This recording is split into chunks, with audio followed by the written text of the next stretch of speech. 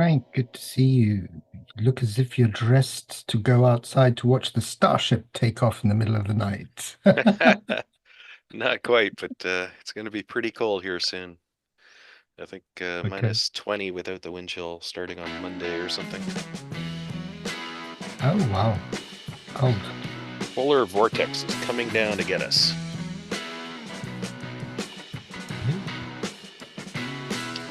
David has switched on this live stream.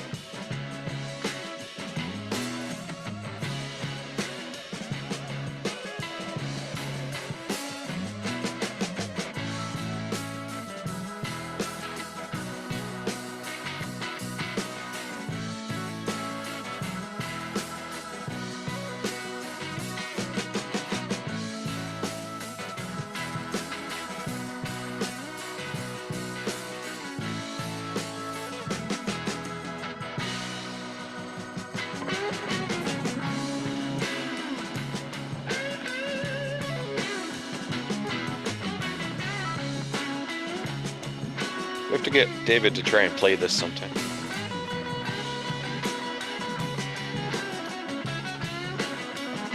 No problem. You have an electric guitar? So, I did at one point. But electric guitars are entirely different monsters from acoustic guitars, and I just wasn't great at it. Practice makes Oh. perfect. Yeah. I'll bring the Hey, Mike, electronic drums. Duke in? Are we letting Duke I- Surrey in? Yeah, I don't know him. Do we? I don't either. Do you want to message him or? Yeah, I'll deal with him.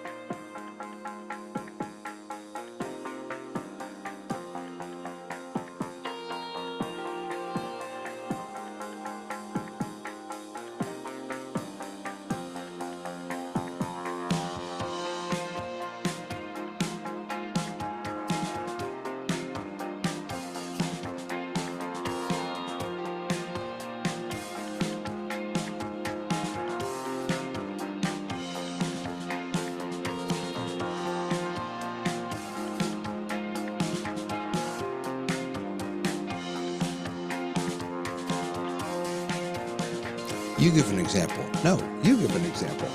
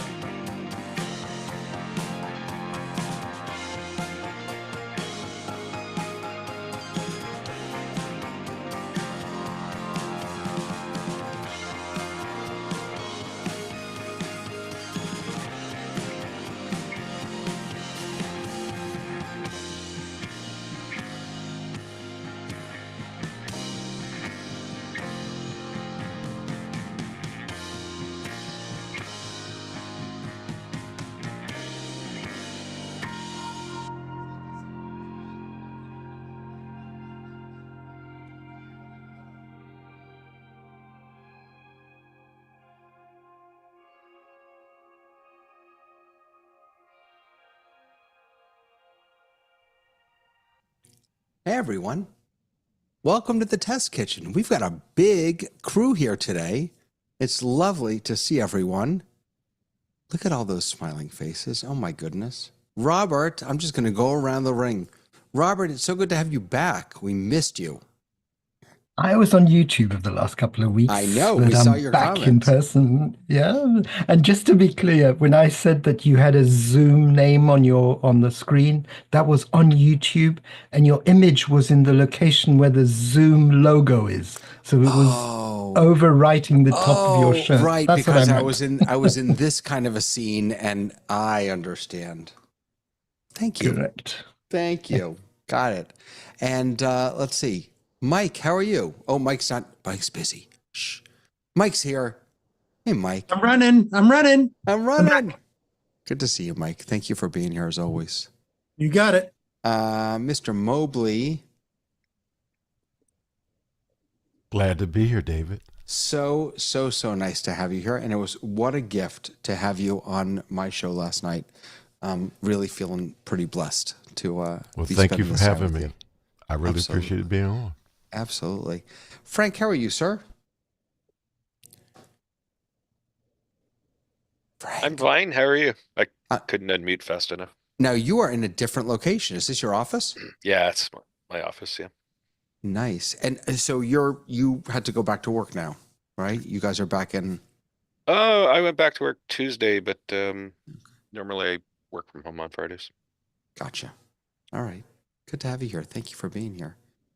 Mr. Drinkwater, how are you? Oh, it's such a pleasure to be here. I have 3 other things to do, so I thought I'll just get them all to conflict with each other and come and join you guys instead. That's fantastic. Just show up here and do this. Nice green screen behind you. It's incredibly flat. It is one of those ones which has a mechanism behind it. You can lift it up and pull it down, Nice. but it's about 2 feet wider than the Elgato, so it's quite neat. Very nice. Only just gets through the door, actually.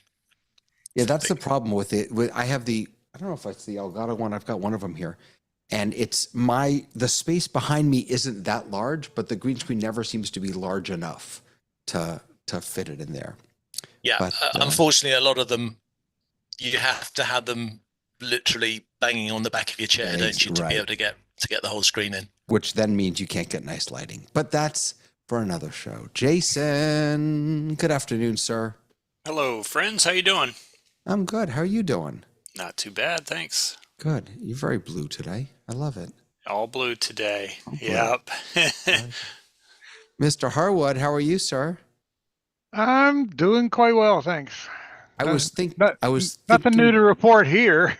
I was thinking about you and Frank today, yesterday, because I got a warning message from the Zoom community that I wasn't engaging enough, and that you have to engage regularly if you want to be a Zoom champion. So I immediately I started engaging and was thinking about you guys. Yeah, cool. Oh my Lord, Muddy, how you doing? Great. And I finally put the test kitchen as a recurring appointment on my calendar. So I hope to be here more often. Good to be here today. I also loved seeing you. Was it Extra Hours that you were on this Yes. past week? I loved seeing you on Extra Hours. Thank you. That was so nice. And by the way, if you don't subscribe to Muddy's, I don't know where it is. Is it your YouTube channel? But you have the greatest explainer videos, just the best explainer videos. Well, I received that warmly. Thank you, David. Yeah, and he will continue to have them until the AI overlords of Gemini take over and create all of those tutorials by themselves, because apparently that's what everyone's talking about now. Lois Richter, hello, my love. I'm sorry about last night, but we had already started, so. That's okay. I was 14 minutes late, and I thought I could just slip in there where you talk. Sneak on in. No, it didn't work. I'm sorry. I'm really happy to see you. How are you doing? I'm doing good. Now, where are you located in California? Davis, California. It's up north. It's halfway between San Francisco and Lake Tahoe. Okay. It's Okay. there. So I imagine you have family, friends, or, I mean, we all do, but. But I am not anywhere near the fires down there. We do Okay. have fires in Northern California in the summer. Of course. Sure. Sure. Down there, not now. Well, I'm glad to see you here. Thank you for being here. Ray Franklin, how are you, sir? Wait, what are you pointing to? His shirt. Oh, your shirt. Yeah, but you didn't pop up to the front because you didn't say anything. That's that you have to make noise so that Zoom makes you active. Oh, I'm not, There I'm we not lacking go. for making noise. Now I can see. We need some noise. Make some noise. I got all the noise we need. Afternoon, everybody from Central Florida, where it's cold. You guys are complaining about the cold. It's 51 degrees here. Oh, you poor thing. You gonna be okay? I think so. I send wood. Justin, what a treat to have you here. How are you, sir? I'm doing fantastic. It is great to see all of my Zoom friends here. It's good to see you too. I love having you on. I feel like you're our techie. You're our like, I don't know, you just kind of understand all the stuff that I don't. So I'm really happy that you're here. Hasmuk. Hello, Hasmuk. Hi, how are you doing? I'm doing well. I'm so happy that you didn't bring meters in today, because now it actually matters that I brought meters in today, which makes me happy. I'm always my meters are always second fiddle to Hasmuk's, but so it may, I'm happy. My job is to make sure you are happy. And you do it every day, my friend. Every day. It's really good to see all of you. So we had two sort of back-to-back Zoom updates.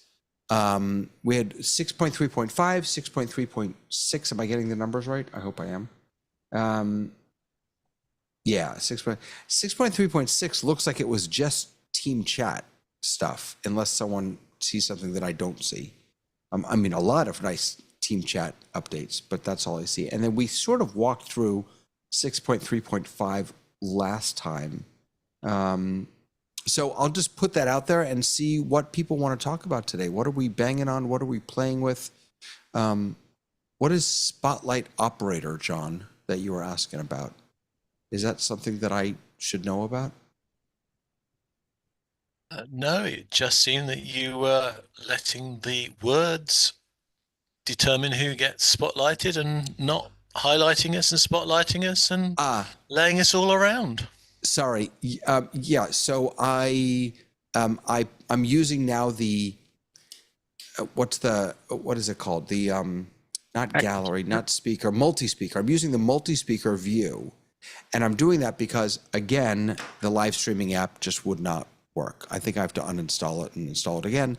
So I had to just do an RTMP stream, which means that I have to keep, in order for the stream to be speaker view, I have to keep mine in speaker view, unless I do multi-speaker. In multi-speaker, the stream out, and Mike, correct me if I'm wrong here, the stream out should be speaker view, but I can still see also gallery. Yeah, I can also still see gallery view. So when Ray didn't talk, he didn't jump up, so I couldn't actually see what he was pointing to. So it's all Ray's fault.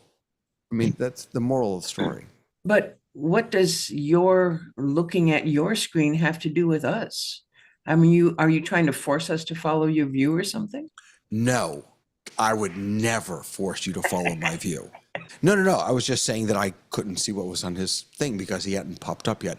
If I kept it in, I mean, I could just spotlight each person as I speak to them. You're right. I could do that. I'm not doing that. I could do that. How is this affecting what John sees? That's what I don't get. John, how is this affecting what you see? I don't think it is. It's not to any great degree, Lewis. No. It's just pushing the production values here. And what is Mac tinkering? Oh, is this the reactions, that thing? yes, I had an interesting comment from my Mac saying that Zoom had done something to the reactions, and it seemed to have turned them all off. So that's it. Right. So there are two different kinds of reactions. There's Zoom reactions, and then there's Mac reactions. Yes, exactly. And I don't think anybody likes the Mac reactions. I think universally, everyone pretty much, anyone who knows anything hates the way they implemented that. It's terrible. What are Mac reactions? I have a Mac. I've never heard of them. So when you're in, here's, I think this is the case, and then Muddy, I do see you. When you're in any service that's using your camera, your camera, up in your menu bar, you should have, some people tell me it's green. Mine never turns green. It's a square with a little dude sitting in the bottom right hand corner. If you click on that, that will open up. Oh, here I can. Mine just has microphone information, doesn't it? What did I just do? I don't know. Holy moly, wait a second. I don't know what just happened. This is the weirdest thing. My entire app just disappeared. Oh, I know what just happened. Sorry. Oh, it crashed. Okay, it wasn't me. It wasn't my fault. Sorry, my app crashed. And everything disappeared. It's coming back, I promise. I was going to show it to you, but basically, if you click on that guy, then you will see up at the top sort of a scroll bar of all the different apps that are using the camera. And then underneath that, you have a number of different options: portrait, studio light, reactions, background, and you can toggle them on or off for any of these, any of the given apps. Sorry, I was trying to do a share for you, David, but my share wouldn't allow me to get up to that little button.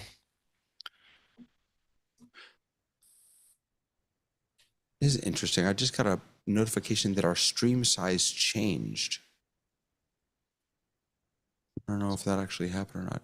Let me just jump in a minute, David, because there is something happening on your computer. The RTMP, whatever machine you're using to do that is struggling. The stream going out to YouTube is really choppy and the quality is bad. And so you know what I'm going to do? I am going to pass host off to Mike. Okay. And I'm going to restart because I haven't restarted this computer in quite a while. So I'm going to let you all continue. And Muddy had his hand up, and I'll be back soon. Bye, everybody. I was. Go ahead, Muddy. Yeah, I was going to chat for a minute around. Lois had a question around how does the host's view impact what other people are seeing? And it doesn't impact what we're seeing that are live in the Zoom call, but what the host view, depending on if you are doing a local recording or a live stream, the local recording and the live stream both follow the host's view. So if you're in gallery view, the live stream is gallery view and the local recording is gallery view. And if you're in speaker view, that's what's being live streamed is your speaker view, and what's being captured in the local recording is speaker view. And so and multi-view splits, right? Multi-view streams as speaker, but records as multi-view? I don't actually know what's captured in the local recording. My guess is, based on what was being described, is that multi-speaker view is still speaker view as far as the live stream is concerned. So it's still sending out that speaker view, but for you as the host, you see speaker and maybe the last person or two who was active speaking. So you might see kind of multi-speaker, but then at the bottom, you also see a gallery view. So it gives you a little bit more visibility to the gallery. And is that how the local record works? Someone may know the answer to this. I haven't actually played with multi-speaker in the local recording, so I can't speak with confidence. I've just turned the local record on with multi-screen, so I'll tell you in about 5 minutes' time. Yeah, And Robert John just was asked me shaking his to get approval for that. John was shaking his head. Go ahead, John. Well, the question is a bit tricky because it also depends on what you've asked the local speaker to record as well. So which of those buttons or options you've chosen when you're doing recording for what it's going to record? For cloud recording or for local recording? For both. I didn't realize there were options for local recording. The options for recording, if you haven't looked at them recently, have got ridiculously complicated. I used to prioritize local recording for audio because you could record the separate streams. So if you had a podcast that you were recording and speakers had spoken over each other, if you had the separate audios, you could then separate that out in post, add a few seconds to people's speeches so they don't overlap. That's actually available now in cloud. Yeah. But what I was going to go back to the other things we were talking about, which was this Mac thing. I'm not a total Mac fanatic, so I'm sorry if I hurt the feelings of some Mac users, but the way the Mac software works is it interrupts, so to speak, it intervenes, perhaps is a better word, between what the camera sees and what is then sent to Zoom, which is why Mac users can do that big thumbs up and suddenly get bubbles appearing, because the Mac is in the way between the camera and the software. And I mentioned this for two reasons. Firstly, because I wanted to make sure that Lois's question had been answered. But secondly, I have had problems when I have taken screen shares, I have done showing people on screens, and sometimes the reason you can't see, say, a screen share or something properly turns out to be because the Mac is coming in and adding its options on top of each other. And just to warn you, this is in the Mac and on Zoom. If you've got that studio light, background light, and you're trying to show text on a screen, it can blur it quite badly. And it's a very weird error to have because you just don't know where to look. So always be careful. If I turn on studio light now, you can see what's happened to my screen, but that's not in Zoom. That's my Mac intervening, trying to be helpful and maybe not into my screen. So Mac users, do watch out for that thing. And yes, for me, again, it's a camera. It's a green camera that I have. And for those that want to know, I'm using an Insta360 camera here on my system at the moment. So perhaps it has to do with your operating system also, because when I look at that green thing with a little white camera in it and I go click on it, it doesn't have all those things that you're talking about. It says it's being used for Zoom, and then it has a mic mode, which is standard or voice isolation. That's it. There's nothing about video at all. So either you've got some apps that I don't, or you've got a newer operating system. You are perfectly correct.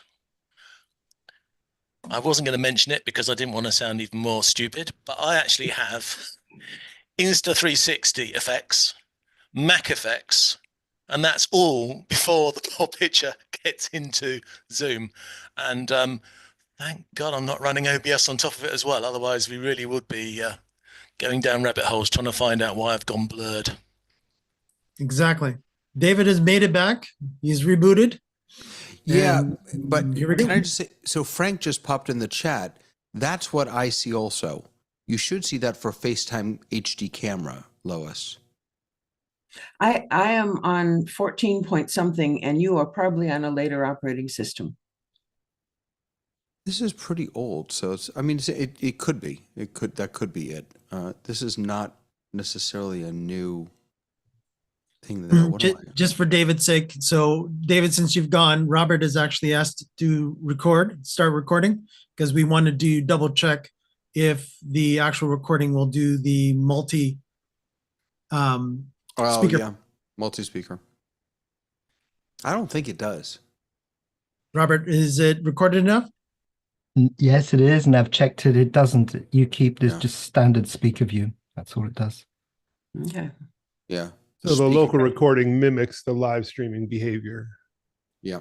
Right. And that's it. We actually talked about that with we mentioned that to Andy, that, or we've talked about a number of times how much we want to be able to, isolate and determine what the recording looks like and what the stream looks like. And the live streaming app, Muddy, is the reason I love using that when it decides to work, is because you can say to it, stream speaker view or stream this view, and that can be independent of what I'm looking at here. So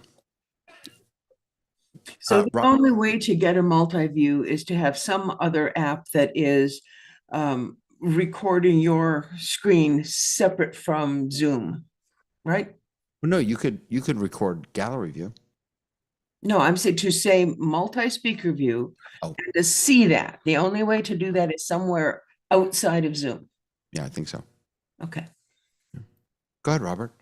Jump on in. Yeah, I just wanted to come back to the recording.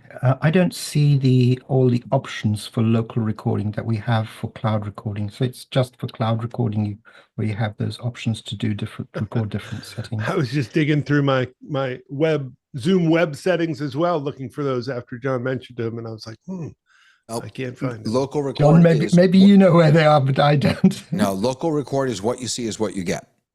That, as I understand it, nothing's changed. Whereas cloud is, cloud is where you can say, in cloud, wow, boy, everything is like screwing up. Now my iPad is going crazy. Cloud recording is also, you don't get to tell it what you want. You just get to tell it which ones to, it will do all of them. You just tell it which ones. You don't get to say, you don't get to like switch a toggle between speaker and gallery. You just say, I want speaker or I want gallery. But,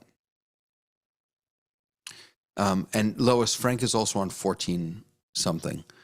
So, but just so you don't worry about it, Lois. Sorry, David, can you just go back to that? You can toggle, you can only get the cloud recording of speaker or gallery? No. What I was... No, that's not right. No, that's not what... It doesn't even matter what I was trying to say. You can get whatever you want in cloud recording. I was trying to say something and it made sense up here, and then it came out of my mouth. And you predetermine which recordings you want in the cloud recording by setting those toggles in the Zoom web settings. And then when you do a cloud recording, it will capture all of those simultaneously. Right. Absolutely.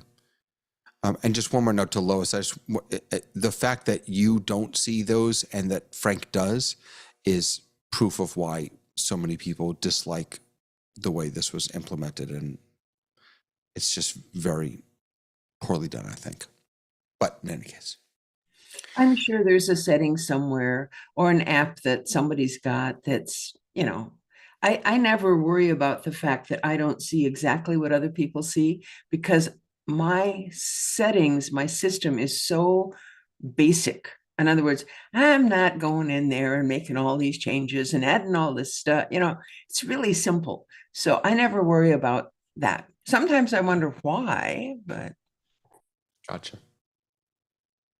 So what else are we looking at? What's going on this week? So before we get into the updates and all the details and stuff like we usually do, I wanted to just mention something, and this was triggered by listening to last night's program, The Rundown. If any of you don't know about it, go to therundown.show and you can see all of the archives and things. Last night they were talking about religion and technology.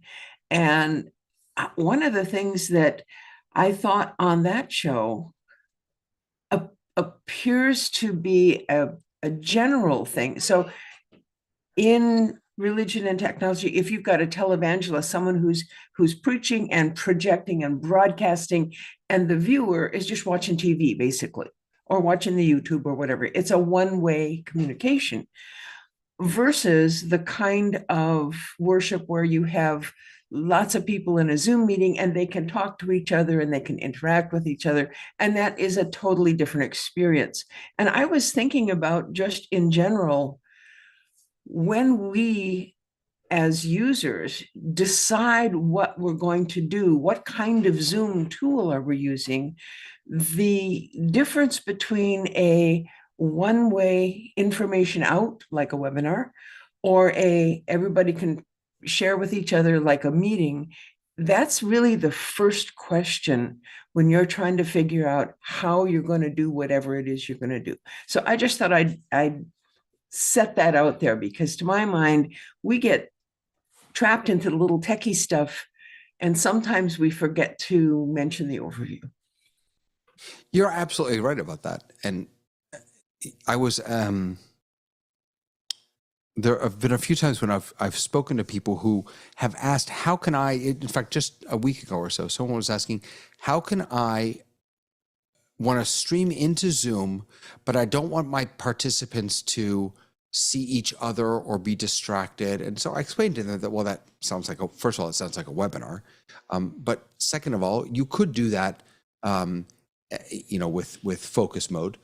But third of all, that's not really, to my mind, that's not the power of Zoom. That's not what Zoom does best. If it's one way, you can just stream it to a web page if you don't want it public, or stream it to a private YouTube page and just share the information. You're right. That's what's so powerful about Zoom, is that it allows for us to connect differently than the passive experiences that are streaming. Absolutely. And we're If I can just jump. have streaming, and someone is paying attention to the YouTube chat, and so we're getting information from that, even though they're not participating in our meeting. Right. And sorry, Robert, I also just want to say that what's great about the live streaming app when it works is that the host also gets the YouTube comments right in Zoom. So I don't have to have it open somewhere else, and I can then incorporate those right into what we're sharing. Go ahead, Robert, sorry. Yeah, the other thing about webinars is the whole of the process of registration and getting people in through an outside link that is very, very solid, which we showed. And John, thank you. I really appreciate you showing us that on meetings that is not the case. That you can get into a meeting even if you haven't registered for it. But with a webinar, you can't, and it's really solid.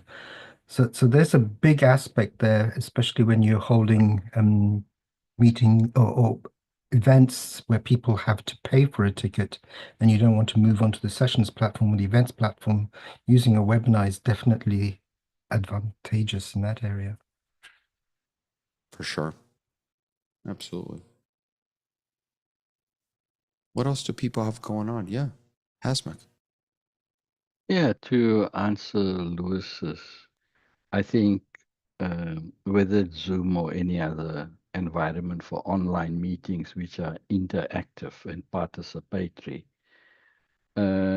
I found that the medical events I run fit in very nicely with that format of event. And often many of the doctors who are accustomed to webinars,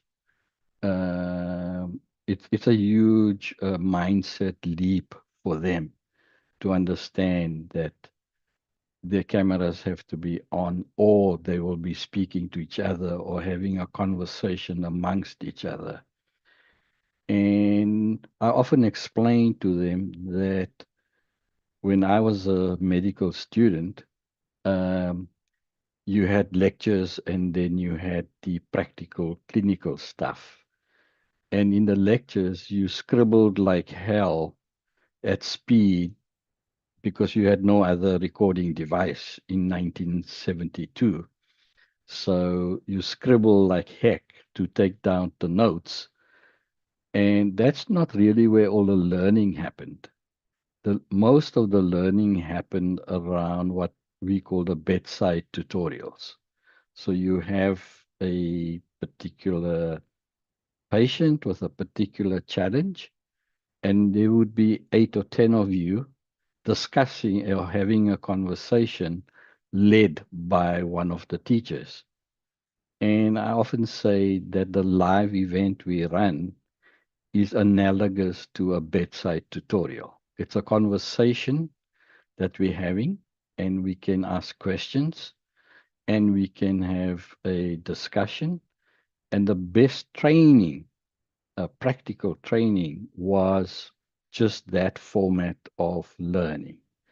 So to bridge this gap between years of webinar onslaught to a online conversational experience,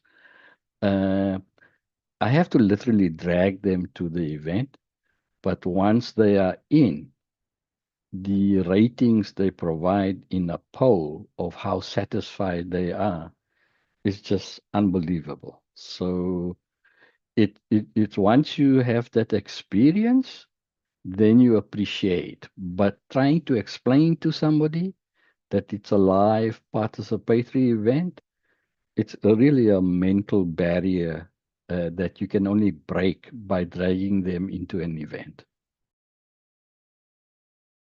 I think there are also times when it can feel uncomfortable to participate in that way. I was in a meeting on Wednesday, and it was a small meeting. There were about 8 of us, maybe 10 of us, and they put us into breakout rooms, just 2 people at a time. I'm gonna be honest with you, it was a little uncomfortable. Like, if there were 3 or 4 people, then it would have felt maybe we could have had more of a conversation. But, you know, they gave us a question and neither of us had much to say about it. So then we ended sitting there staring at each other, not really clear what to do for the next 2 minutes until the timer stopped. And I think that getting people to engage, not just in this space, in any space, can be, it's not about being challenging, but different people engage in different ways. And so what I did actually is I said to the host, I said, for the next one, can we just, I said, I feel like I'm missing everyone else's wisdom. Can we just stay in one room so I can hear what everyone has to say? And we did. And I was so happy, and it was great. So I also think there's a piece of knowing what tools are right for the right circumstance. Do you have a lot of doctors? Are you, I mean, how large is the? Yeah, no. We sometimes have 80 to 120 doctors online. And I guess the events we have is they have an incentive to participate because they want to write the specialty exam. So this is an opportunity to fast track their learning. I call it almost journal club on steroids. And they can consume a lot of information in a very compressed period of time. So that they are incentivized. So I guess the nature and structure of your event depends on the audience and what you're trying to achieve.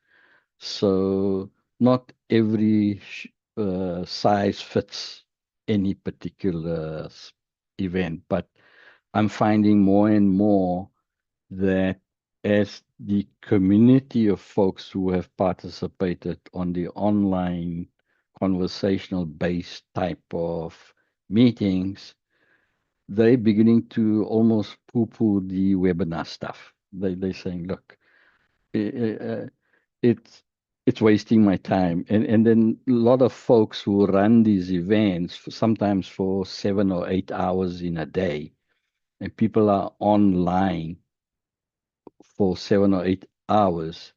And my question to the organizers is always, they are all online, but who is present?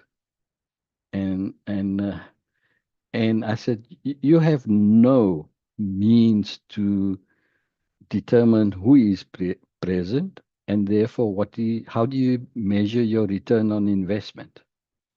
And yeah. Designing breaks into a conference, whether it's in person or on Zoom, is key to having an effective presentation. And I would always hate to be the 4th presenter. Everybody gets an hour and I'm an hour 4. The people aren't, they may be sitting in front of me, but they're not mentally there. And so if I were in that situation and I had an hour, which is way too long anyway, I would start my hour by saying, all right, everybody, out of your chairs, let's do a few of these and just move around a little bit. Okay, 2 minutes, sit down. And you would be amazed at how much more efficient your presentation is when people have just done a little motion. But anyway, that's about designing the event rather than the techie. Well, but Jason said it perfectly. When the butt is sore, the brain checks out. That's right. It's absolutely true. It's one And of the that's a reasons good why I had time to go. to- Sorry. And that's a go good time to throw the music app on so you can actually do some exercise to music for Right. a couple minutes. Yep. Just also- to touch that on, because I talked about a webinar but I talked more about the add-on to a webinar, the additional functions of the webinar, but with the registration and the payment, etc. But let's not forget that we can get a big meeting and manage the mic on, mic off, and even manage who can switch their cameras on and switch their cameras off and achieve a very similar effect, and suddenly ask everyone who wants to switch their cameras on. And I'd like to just change topics slightly because I really like this and I think people should try it with Zoom Tiles, is to use Zoom Tiles in a big meeting and have people see themselves. It's like a bingo game. People sit there waiting for themselves to pop up in the window, and then they're so happy that yes, and waiting for the next time. It's just so amazing, and I really, really think you should try it just for the beginning or for the breaks in an event. It has a really good effect. Why do I have this feeling that David's bringing up tiles as we speak? Yes, of course I am, so that we can play tiles bingo or whatever we're doing. And even without tiles, you can still do it depending on your setup. So like me, I'm very OBS heavy. And so a lot of times I'll window capture the Zoom gallery, and there's some effects you can add to OBS to get it to like scroll and put things on top of it. And I've noticed the times I turn those on when music's playing, you'll see more cameras actually start to go on during those pieces. There's other times as well that I'm just sitting there spotlighting people, hitting the button to go back to gallery, spotlighting and just kind of rotating people in and out. And you'll see more people start dancing it as well as they see up to 9 people on the stage and having a little bit of a dance party. And then tiles makes it even easier, but you have lots of options. It doesn't always have to require tiles, since you kind of need another computer just for tiles. Can you show us, Justin, what you're talking about?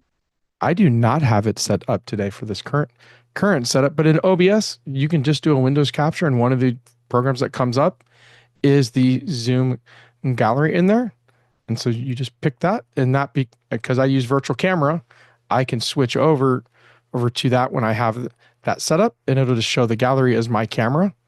Right. And so that's what ends up being the thing that I'm spotlighting, because I'm playing music and countdown timers and whatever else is going on. Justin, I Yes, apologize. sir. I wasn't paying attention because I was bringing tiles in. You were bringing tiles. You were busy. Wait a second. You can, what? Yeah, in OBS. You can probably do it in Ecamm as well. Not OBS. It's a screen scrape, right? It's a screen scrape. It's a Windows capture. Sure. So you can at least get the gallery if you don't have tiles, because all of us have the gallery on our machine. So, because not everyone has a machine for OSC and gallery and Zoom tiles and everything else. And so the most basic one is just to actually capture that in Ecamm or OBS or Memo or whatever you're using for a virtual camera, because a lot of us have a virtual camera going. Gotcha. I'm bringing you up in, okay, now you're there, but now I'm going to right click. Oh no, that's the replace. But now that you're starred, I think you'll end up staying. I starred you. There we go. You're my special friend. So I think now that you'll stay there, and I think that is exactly what will happen. And I can replace John with, let's see, who should I replace John? I'm going to replace John with Hasmuck. And in a bigger meeting, you can just say to replace them every X number of seconds, and Zoom Tiles will just auto swap it out, so you don't even have to necessarily manage it. Yeah, this is there's, by the way, someone said on YouTube, there's definitely lag and stuff. I'm running an alpha build of Ecamm, so this is, I mean, just about everything is wrong with this today. But So at least we're moving now. The first time you did the tiles, it was static. oh, it wasn't moving. Yeah. So yeah, if it's jittery and laggy and stuff, ignore that. And on top of that, I never ever dealt with the NDI stuff that Andy was suggesting to me. But so this is tiles, and yes, it is kind of fun to see who's going to come up next. Let me unstar you so that you don't you're stuck there. It is kind of fun. Yeah. So is Tiles is the Zoom thing. Now, do you have to have any additional things other than a Zoom account in order to do Tiles? Yes. Yes. Just like Zoom OSC, Zoom ISO. So Zoom Tiles is also in that same licensing category, and you get it by getting your Zoom event license, whether it's the Zoom session one or the Zoom event one in there. Thank so you. the minimum license I believe you need is the pay per attendee. It's like 50 people, I think, is the minimum pay per attendee. And it's like $100 a year or something. $100 a year. Nothing for all these apps. Literally nothing. And yes, John is also right. You also need a Mac. Yes, and you do. These are not all three PC of those are apps. only on a Mac. Yeah. So what's new in the updates For regular Zoom? for whatever updates you've got?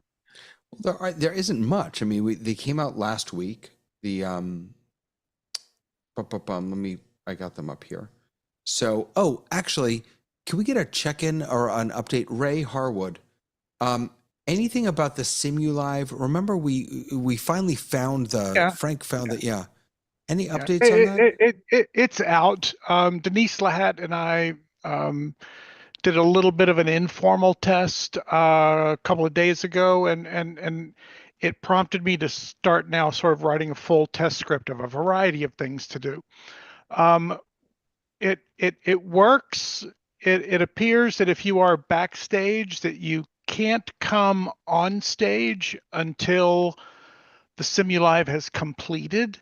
And so if you're not really quick to like jump right into on stage, there's a blank time where there's the typical, your host will join you shortly or something like that. It doesn't just push you out as soon as the video's over? It does not. And Interesting. one of the test cases that I'm working on now is, what happens if you're not in a backstage situation, but in a practice mode situation? Will you become available then? The issue there is that you can't even activate your camera until Simulive is done. So I don't know what they're going to see, but I'm setting up those tests now. Interesting. So Simulive, for those of you who don't know, the new feature is Simulive webinars are webinars that Simulive being live.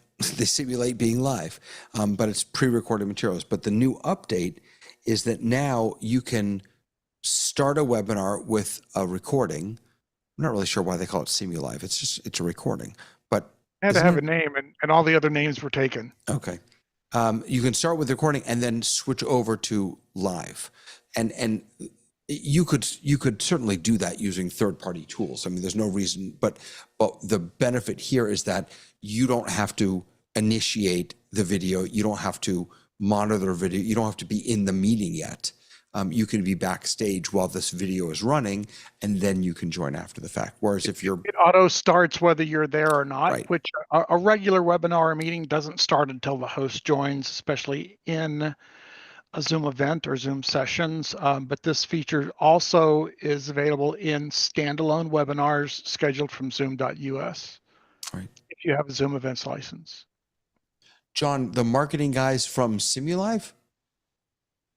No, the marketing guys from whoever's running the event. Oh, so the idea is, I understand. yeah, so you can set up your webinars and you can have them run, and then you can have some person appear at the end to answer questions, take orders, or whatever they want to do. Gotcha. And So Simulive, to be sorry. I'm Go ahead, sorry. Robert. I just wanted to be clear one thing. When Ray said that the Simulive is available if you're running a webinar, if you have the sessions or events license, yeah, that's very, very important. The other thing is the recording you play back has to be a recording you did from Zoom. It's not just a file of an MP4 file that you throw in there. It's a recording that you have on Zoom. Probably, I don't know if you can do a local one.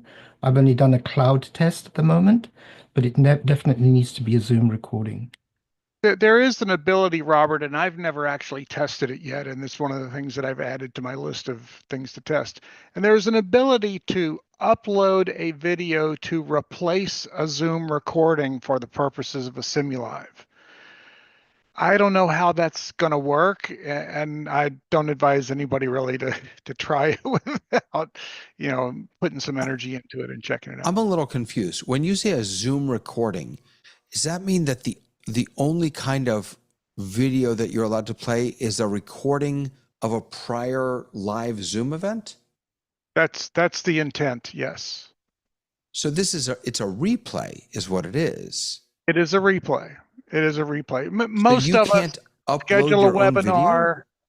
No, most of us schedule a webinar and we set it to live. And maybe what I recommend people, we had this conversation last week, maybe what you do is you play some nice video for 2 minutes so that people who are joining for the Simulive know that you're going to get started shortly.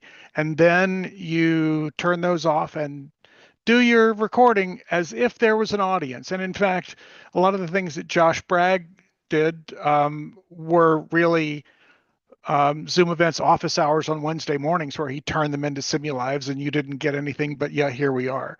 But if you want to, like one of my clients is doing, pre-record something that you will approve every word that's spoken and won't have a tendency to go off the cuff. We're basically just going to record it with nobody there.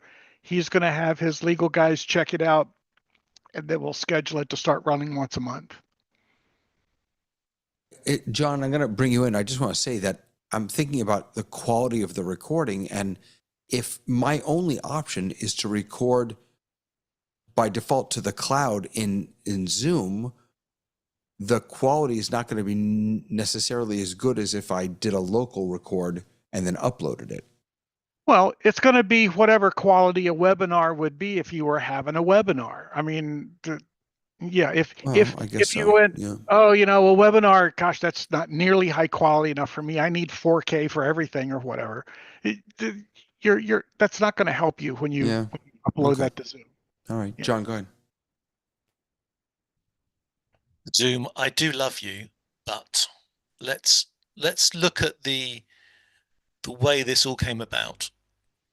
In Zoom events, they added the feature of allowing a event to be repeated.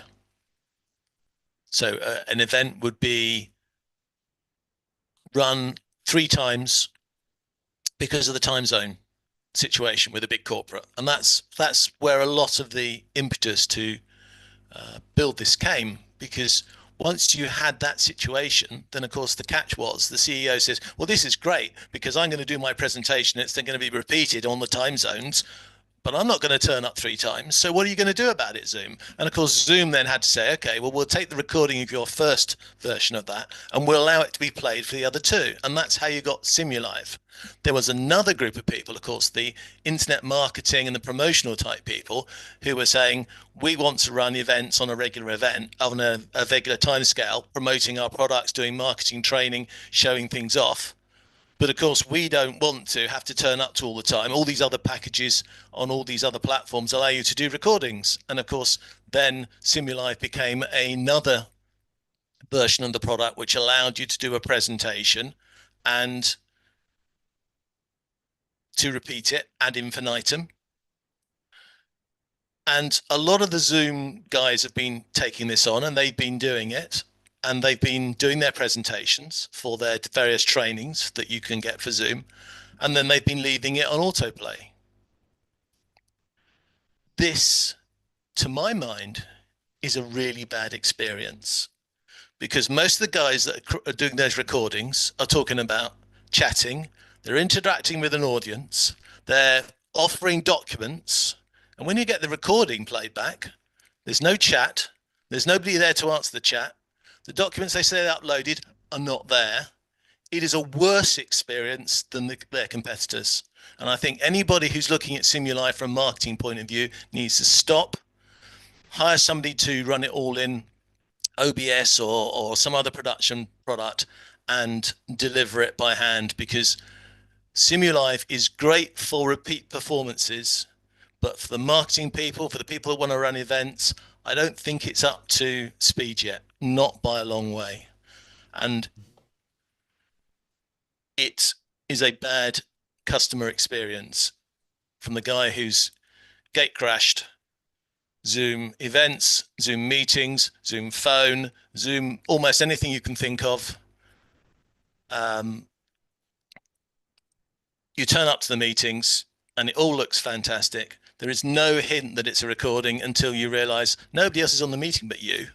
Nobody's listening to you, and all the documents, all the conversations that have been had in the meeting before are not replicated in the meeting live. Sorry, I didn't really want that to be a rant. I really wanted it to be an encouragement to take this further forward. But at the moment, be careful how you use Simulive. Thank you. Frank. Yeah, a quick Simulive question. Is it possible to Simulive, go live, go back to Simulive, go live, Simulive live? No, No. not right now. Okay. No, and I don't think you ever will in the future. Because it would be a scheduling nightmare in the app to go, when do I start the second Simulive piece? The reality is you can do all of this, and I've said this numerous times to the people who come into the Zoom events office hours going, oh, we can't wait till this happens. It requires someone to be there and be the host, but that person can have the videos on their machine at whatever resolution, David, that they want to have them. And you can play them out with the Zoom screen share advanced video player and play them as long as you want. I think I've mentioned I did the 6-movie series with the Global Academy of Holistic Nursing, and that's what we did. We just played it out, and we had 15 minutes before where we had conversation. We had an hour after where they broke down, all the things that happened in the movie and that sort of thing. It's definitely possible to do. And just if you just want somebody to watch something, make a YouTube video and put it out there and let people watch it and give them a website to go to download stuff. That's exactly what I was just thinking. Don't want to thinking. invest any time at all with your audience, go do that. What is the problem that Zoom is trying to solve with Simulive? I think that's where I'm a little confused. Customer demand. People are asking for it, and they said, I bought Zoom sessions and I like Zoom sessions, but I wanted to be able to do this. And I think Zoom is afraid that if they don't make this available to them, that they will lose market share or whatever. I don't know. I think it has to do with the time. Like John was saying, East Coast, Central, West Coast, repeating your program for the people in different time zones. And that makes perfect sense to me. Well, yeah, for the true, I think, worthwhile use case, not that all the other use cases don't have any worth it, whatever, but that to me is the real benefit. The problem with that is, from a technical standpoint, is that how do you handle scheduling the 3 events, the live one and the 2 playbacks, when you don't have the recording for the first one yet? Well, what you have to do, it's not difficult. What you have to do is schedule all 3 as webinars. And then after the first one plays out or is recorded and gets processed by Zoom and is available, you have to go into the other 2 and convert them to Simulive and point them to the new recording. Someone has to do that. It's 3 minutes of work, but someone's going to complain, oh, what I really want to be, just keep it simple and let it go. There is one thing that Denise and I tested. I want to jump in real quick here, Frank, is we actually wanted to find out if you had a lesser Zoom client on your machine than what the app says is required, which I think is 6.3.0 for Simulive to live. And it all the transitions worked the same. The difference, though, was that if you have the down level version, you get that when you're in the waiting room, waiting for the Simulive to start, you get the little blurb that says, waiting for the host to start the webinar. And if you are I'm trying to see what the other text was. If you have the brand new version and what's being done is a Simulive, that blurb says this Simulive session will start automatically. And I'm about to write something up to the guys at Zoom. We don't want that said. We do not want you to put something different on a Simulive that says, hey, this isn't actually a webinar. We want it to read just like the other. But you know what? Nobody. I'm Frank. Do you mind if I argue with Ray for a second? Go ahead. As you were talking, I was thinking to myself, I kind of wish that Zoom had said to those folks who were demanding this, no, like this is not what Zoom is about. Zoom is not about pre-scheduling something that's recorded and then not showing up for the damn thing that you're making all these other people show up for, so that you can interact with. You're going to lose that argument. No, every time. I have to tell you though, John Drinkwater unfortunately is incorrect. You can join as the host and be online during a Simulive. And while you are there, you can interact with chat and you can answer Q&A. So that is definitely possible. And a lot of people do that. So the speaker is sort of backstage and he's answering questions that come up while his video is playing out. And then at the tail end, he answers some more live questions. Well, if that's what's happening, that's great. What I'm arguing is that for those use saying the Simulive will start automatically. It's what you're not being honest with people. You're not saying the host is going to show up and start this webinar, which is I've attended a number of webinars put on by things other than Zoom that's very clear when you get there, you're watching a recording and there's no advance warning or anything like that. They're just, it's educational stuff that you could have put on YouTube and I could have watched anytime. But I agree with you. Yeah. My counter to that is there's lots of people out there abusing Zoom, not the way we think they ought to do it. And we know, all of us here and many of us around us, that there are really good ways to do this that are interactive and let people know that you're there. And there are ways to just sort of, we don't want to spend time with those people. we don't want to do that. Sorry, Frank, go ahead. I was just going to add the thought that whether you like it or not, there are lots of Fortune 100 companies with executives who want a perfect recording, either because of PR, but they also have responsibilities where I've been in the room where lawyers are there in person taking notes and saying, we're going to re-record this section because this sentence will get us a class action lawsuit or will drop the stock value or something. So imagine recording a Simulive, sending it to the lawyers, sending it to the PR people, they rubber stamp it or say, no, do it again, change this part.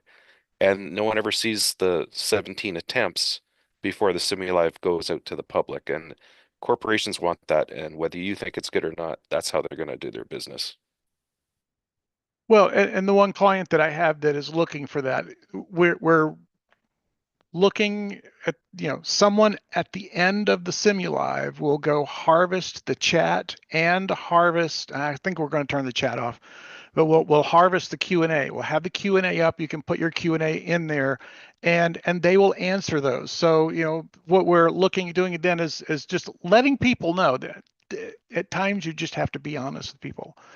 Look, we're sorry for the fact that this is a pre-recorded thing, but you never say sorry to anybody live. But we will be taking your questions and we will be getting back to you. Go ahead and get your questions into the Q&A during the session. I think it might have been Robert that said one of the other things, if you're doing that sort of thing, is or maybe it was John, have a play out after you're done for 2 or 3 or 4 minutes. Give people time then to, I've got another question, and have a countdown timer to when the webinar will actually be ended, and make sure that everyone's aware that, when that clock goes to 0, the webinar will be over. If you've got 15 questions, you better type fast. Robert. Yeah, and that webinar ending in 15 seconds or 30 seconds is also important if people are copying things from the chat or doing things. They really need that time just to tidy up whatever information that they've been gathering. But I have another client that has a different use case with the Simulive. They produce a lot of training films, and their staff have to watch these training films literally 2 to 3 times a week. And they're on the Zoom platform. The staff goes in other words, they're authenticated. They know who's going in, who's watching it, when they watched it, and for them, that is enough documentation to maintain that this person has been informed about a specific item. This is typical for the pharmaceutical, where they have to keep informing about changes in drugs, introducing new drugs, what the limitations, how to sell it, etc. And so they make these films that they have to repeat, and they repeat over and over again. And they just send out a schedule when you can go and watch it as a member of staff. So there are different use cases for this that I'm sure are justified, but it's definitely not for the sort of production where you have a production pipeline and people to manage that pipeline. Right. So, Robert, they're utilizing the analytics in Zoom. That was Robert nodding, even though everybody didn't see him. Okay. I have a personal interpreter here. It's called an AI companion. Mike, thank you. You're welcome. You're welcome. That's cool. So yes, so YouTube audience, if you have any questions or comments, definitely let us know in chat. I will relay it back to everybody that's in the Zoom meeting with us this week, and we'll have them answer your questions. Okay, so don't know where David disappeared to, but David disappeared. Go ahead, Ray. If we're at a turning point here, I'd like to go on another 2-minute rant and start out by saying I have a new piece of hardware that just arrived this morning. It is a Lenovo Chromebook. The reason that I have this is that I want to start my testing now of all of Zoom on the Chromebook. An associate of mine over in the UK has a client over in the UK, a fairly large nonprofit organization that basically to save money, they use Google for everything. They use Google Meets, they use this, that, and the other. They use Chromebooks for everybody. I bought this Chromebook. You know, it's supposedly will run Zoom just fine, meets all the specs, and it was under $200, like $170 total. And great. So someone from Zoom, I don't know all the details of the story, but someone from Zoom got in touch with the people at this company, this organization, and said, hey, why don't you, want to have large meetings with all of your staff? They all, someone said, oh, that's a great idea. Zoom salespeople managed to talk these guys long enough into buying a Zoom Events 1000 license, which in US dollars is right at 10 grand. That organization hired the associate that I know to basically come in and train them on how to use Zoom Events. And they scheduled 2 sessions, and they got at the start of the first session, and she was explaining how you get into Zoom Events, and nobody could get Zoom to work on their Chromebooks. Nobody could get into Zoom Events.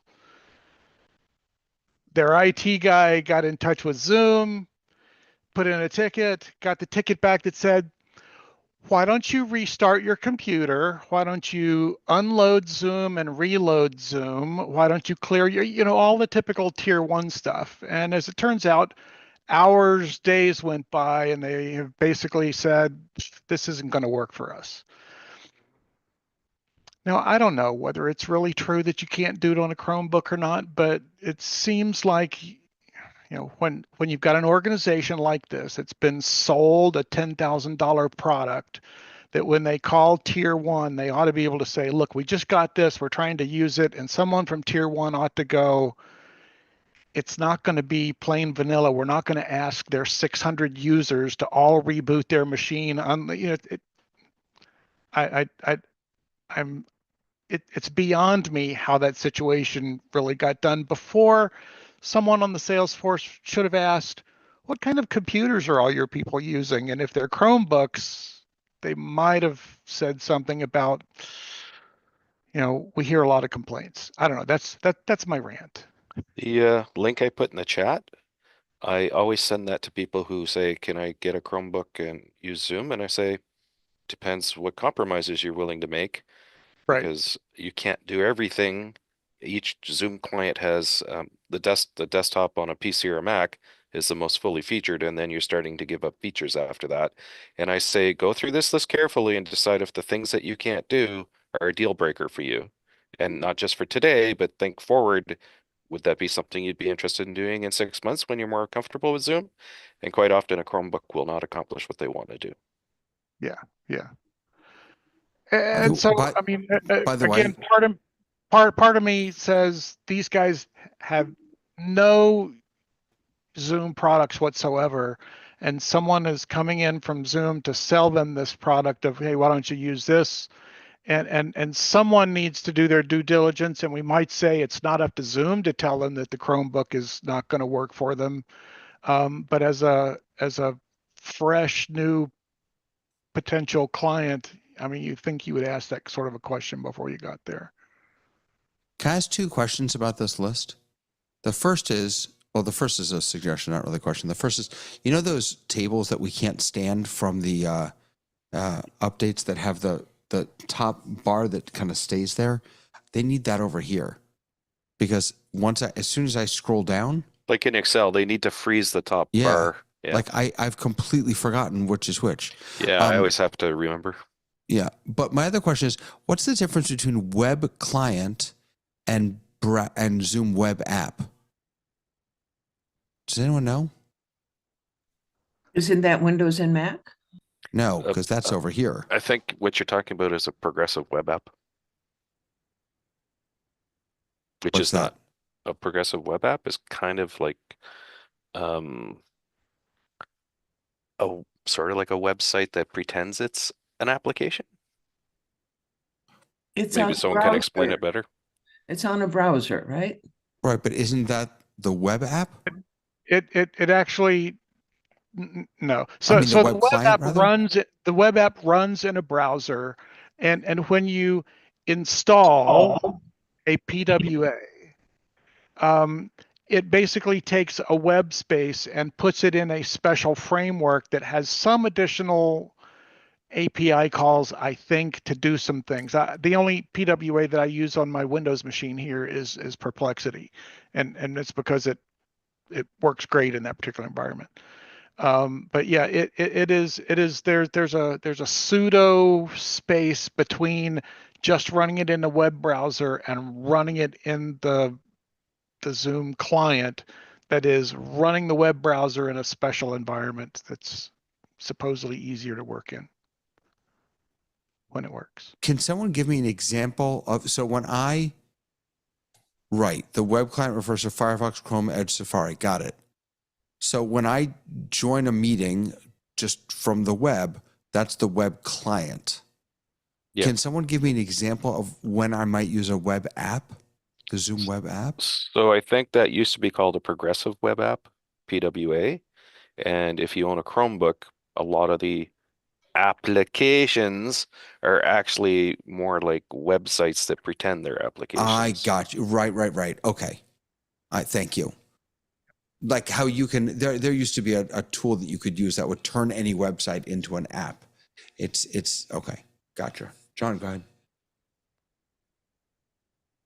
I've got to be careful what I say now because I have just become a community champion for the developers as well now. There are numerous answers to this, so I'm going to try and simplify it to the most easy groups. There is Zoom for a particular platform. So there is Zoom for Windows, for Mac, for Linux. Sorry, Linux guys, you always seem to get left behind. There is a browser version of Zoom that runs in the browser, and the Chromebook is a derivation of that. And then there are marketplace apps, which are code written by third parties that works within the Zoom program. And the flip side of that is you can create an app where Zoom runs in your app rather than you running in Zoom's app. So you can have an application and then you can use Zoom functionality to run meetings or to do one-on-ones within your website, which looks like and acts like an app and uses the API to talk to Zoom and get Zoomy related things. But is that different than what Mimo Live and Ecamm Live and vMix have all done by building the app into their app? No, except a lot of them have done it via a third party. So we all in the production space saw the first version of this was we had pieces of equipment, hardware, software, we had Stream Decks and things like that. And rather than write the code to go and talk to Zoom directly, they used Zoom OSC to be that buffer to go straight through. But yes, Vimeo Live, vMix, Mimo Live, vMix, and those sort of applications, they are talking to Zoom through the Zoom APIs. So they're adding functionality of Zoom in their app. Frank and Robert, please. So if you feel like indulging me, there's a link in the chat. I don't want to spend a lot of time on it, but basically, Zoom is most fully featured functional when you're on a desktop computer, whether it's Windows or Mac, and then any other platform, you're giving up features. So quite often I see people getting upset because they can't do something on an iPad, or they can't do it on their tablet, they can't do it on mobile, or they can't do it in a web browser. You should have a look at this table and decide if the things that are important to you are going to be possible on the less than desktop application, because it really goes downhill once you leave the desktop application. So here's that Zoom meetings and webinars comparison by platform. And yeah, this is what I was looking at also. This is why I got confused with So you don't even have to read the columns, like or the topics. If you just look at as you scroll, how many check marks start to disappear. You can see whether you even know what the topics are. There are things you cannot do, or there are little sort of ancillary notations that there's a caveat. So, you know, some of these things may be very important to you, and you go out and you buy a brand new iPad because you think, oh, I'm going to take my iPad everywhere with me. And then you find out you can't do the X, Y, and Z. And then you're all grumpy at Zoom. But did you do your due diligence? Did you look at this table before you bought a piece of hardware and then get upset that the thing doesn't do the thing you want? Well, did you research before you bought your equipment?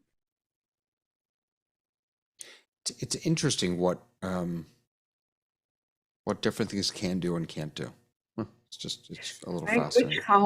Which column is the Chromebook? See, that's the problem, is that you have to go all the way back to the top to see the far right. The far right, the web client, right? So this is fourth column. Yeah, so this column right here that I'm going down with the green is see how many check marks are missing in the fourth column? And I'm not even going to read the topics, but some of those may be very important to you, and then you're going to be upset that those things aren't possible on your device. Right, you get a lot of basics, and you get just like screen sharing and things like that. Profile settings is super important, and look how fewer you have. Interesting. Robert, Backstage was not there for a while, and that caused me problems when I had a speaker turn up and I couldn't put them into Backstage. So sometimes even the simple things that are missing can really sabotage the whole event. Yeah. Sorry, Robert. Yeah, I was just going to share with them, Ray, from the interpretation perspective with Chromebooks. You can listen to the interpretation, but you can't get interpreters onto a Chromebook to interpret. They just don't have that facility. And that's something I know because we've tested that. You know, I can extend this argument, and maybe at this point I'll sound ridiculous, but people buy new laptops and they don't check the CPU and the GPU to see if it meets the requirements for many of Zoom's required standards to do certain things like virtual backgrounds and stuff. And they don't even consider it. And then they're mad because they've just spent $800 on a laptop and they can't do a virtual background. But Zoom is not hiding this information. If you're willing to go and read their support site, what minimum specifications do I have to do the things I care about? But it's like grandma going in to buy a brand new car. She doesn't understand cars. She wants the pretty, one with the this, that, and the other, and she has to find someone, come with me, 25-year-old son that drives 14 different types of cars. Come with me and advise me so that I don't end up buying something. I can't afford a new one. I'm going to buy a used one. I need you to, companies do need to find a way to get some advice on this. Sounds like a business opportunity. I know that it's, I know that it's unwise of me to think that Zoom really should be doing this, because salespeople are salespeople, and it's not just Zoom; it's everywhere. But yeah, I kind of put myself out there. Before you buy a Zoom Events license, come talk to me and let me ask you some questions, and then I can help guide you along the way as to what you're going to get. It's not just Zoom. I mean, if you wanted to run Adobe Photoshop and you went out and you bought some crappy laptop with the lowest processor possible, and then you find out you can only do one layer of Photoshop, you might be pretty unhappy about that. But is it their fault or your fault that you didn't look into this ahead of time? Ray? Well, yeah.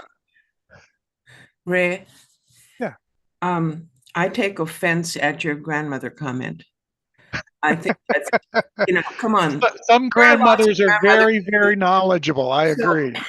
Yeah. So I'm hoping that the link that Frank shared with us that has that table, that can be added to the YouTube chat, so the folks who aren't on our Zoom meeting can also see that. I think that's an extremely important table for everybody to be able to use to figure out what you can and can't do with various machines. So thank you, Frank, for that.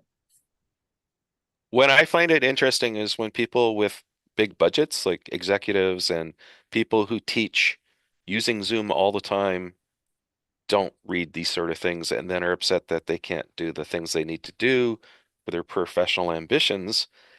And it's not that they didn't have the money, it's that they didn't spend the time.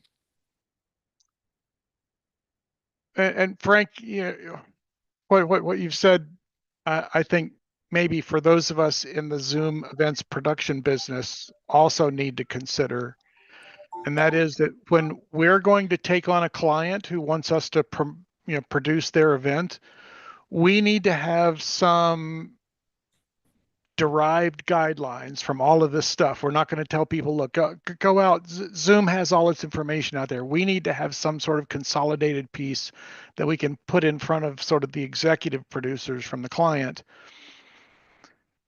Here's what people are not going to be able to do if they're using an iPhone, if they're using a Chromebook, if they're using Linux. That the vast majority of what we're going to be doing in a 10-day 40-session Zoom event thing is going to fly much better on desktops with Windows and Mac and maybe tablets. We need to be prepared really to let our clients know what their expectations are from the Zoom product that we're proposing to use for them. Is there going to be a You're a time? professional. It's the professional who gets hired to produce that event, I think, is the one who should do the due diligence. And and consolidate, as you say, the information into something that they can tell the client. I give advice all the time if people seek me out and ask, but lots of people just go buy things and then they get upset when it doesn't meet their needs. Can I play devil's advocate for a moment? So, specifically about iPads and iPhones. Can a rabbi actually play devil's advocate? Oh, so well. So well, you have no idea. I don't know if, I'm not sure that a few years ago, I probably would have said, oh, the world is moving toward iPad, away from laptops and desktops to iPads. I'm not sure that's true anymore, but a significant portion of the population does not use a desktop anymore. They just have an iPad or an iPhone, and they don't need anything more than that. So my question is there going to come a time when these different platforms gain parity with one another? When mobile apps, when mobile devices are able to do all the same things, they have the power. Yeah, right? so like an M4 iPad or an M4 iOS phone has the CPU power, but is the operating system and Zoom's coding aligned enough to make it efficient yet? Or will there be enough reason for Zoom to release APIs or change the code enough? Like, would it make enough impact? I'm sort of biased because I've been doing professional video conferencing since the end of the 90s, where you had to go to a dedicated room with dedicated equipment to talk to other equipment that was certified. And now we can do this on these devices that we all own as individuals. And it's come a long way, and I'm sure it'll evolve, and maybe what you're saying will come true, but it'll also have to align with Zoom's business interests. And do the operating systems allow for Zoom to write the code? Like it's a partnership between both, right? Zoom's coding and the operating systems and what they allow. Like, we'll see. And I get that the operating systems, they don't have a need to provide this to Zoom, but I do think on Zoom's part, if it's technically possible, it is, whether we like it or not, just as far as user base goes, it's in their interest to. It may be, it may not make monetary sense for them. They may have done the evaluation and said we won't gain enough from this. I don't know. But for example, because I know iOS better than some other operating systems, you can't record locally on iOS. So if you are in a Zoom meeting, you press record on iOS, you're not going to get a local recording. The only thing the record button does on iOS is trigger a cloud recording if you have permission to start one. But is that a Zoom limitation or an iOS limitation? I think it's an iOS limitation. I think it's Apple's made a decision. I think it's the size of the brain and the amount of memory in your device too. Yeah, but it was only maybe 3 or 4 years ago that Apple introduced its own native screen recording. They were very slow and reticent to even allow that, right? Right. But And going no, back to your Jason, playing the getting back to your devil's advocate, if you go back to the table that Frank showed us, Zoom has gone a long way to be able to make the app available in a limited form on Linux, on all the other platforms that are available. And so it's not as if they've turned their back and said, no, we're just going to do Mac OS and Windows. and John, he said in the chat, people with a budget use Chromebook and free Zoom. What's the point of helping them? The point of helping them is that I'm opening an educational program next year, and I can't afford to buy 20 Macs for my kids. I can't afford to buy 20 Chromebooks for my kids. Now, they won't be using free Zoom. We'll have pro accounts, but it's not just that we're not willing to put the effort in or the money in. It's sometimes that's what you got. And seems to me like Zoom wants as many people as possible having the best experience that's possible. If they have a crummy experience, they're definitely not going to start paying. But if they have a good experience, maybe. I don't know. Frank, go ahead. My mom used to always say, you have champagne tastes in a beer budget. And yeah, you can buy pro Zoom and use Chromebooks, but you're still going to hit those limitations, right? Absolutely. Yeah. I mean, even I'm trying to think. I've got the lowest level computer that I'm running in here is an M1 Mini with it's like baseline. I think it's just got 8 gigs, and it's fine. It does it, no problems. I don't think I would ever get anything. I mean, lower than. We've had this conversation on many different episodes of Zoom Test Kitchen. Maybe Zoom needs to release 2 versions, one for professional corporate people and one for non-professionals, because Zoom is an enterprise centric organization, and they come at it like desktop is our primary delivery system. And again, I agree with you 100%, because for you and I, it is. For 90% of folks, maybe not the execs. I would say that they make 90% of their money off of corporate organizations and education. Absolutely. Right. So for 90% of folks who are free users or pay almost nothing to Zoom, why does Zoom care that much about those people? Especially if they've done the analysis and the conversion rate from free to paid is very small. I don't know those numbers, but I'm just throwing that out there. So you and Jason is saying Zoom Workplace app. It's how they named themselves. Okay. Maybe this is the clergy in me coming out, but I want everyone to. Zoom should care. I think Zoom does Google. Care. David, think about what happened when the pandemic hit and there were all these people stuck at home, not working, not enterprises, not corporations, just people stuck at home. And Zoom became a lifeline to those folks. So the fact that there are a whole bunch of things that the corporations do that people at home don't do, I don't care. They can have all those bells and whistles as long as I can get on to a Zoom call and I can talk with people. That's all I care about. That's a really good point. The cynic in me says that Zoom saw the largest marketing opportunity in the last 100 years for technology and said, we can get hundreds of millions of people's eyes on our product if we give it away for free for 12 months or 15 months. And their stock went through the roof. It worked, yeah.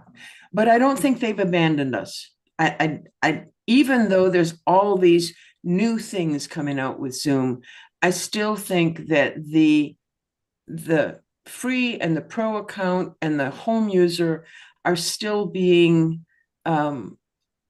handled well, treated well. I think the problem, if there is a problem, is that we've stopped talking about the entry-level user and are focused on these really fancy, amazing things that can be done.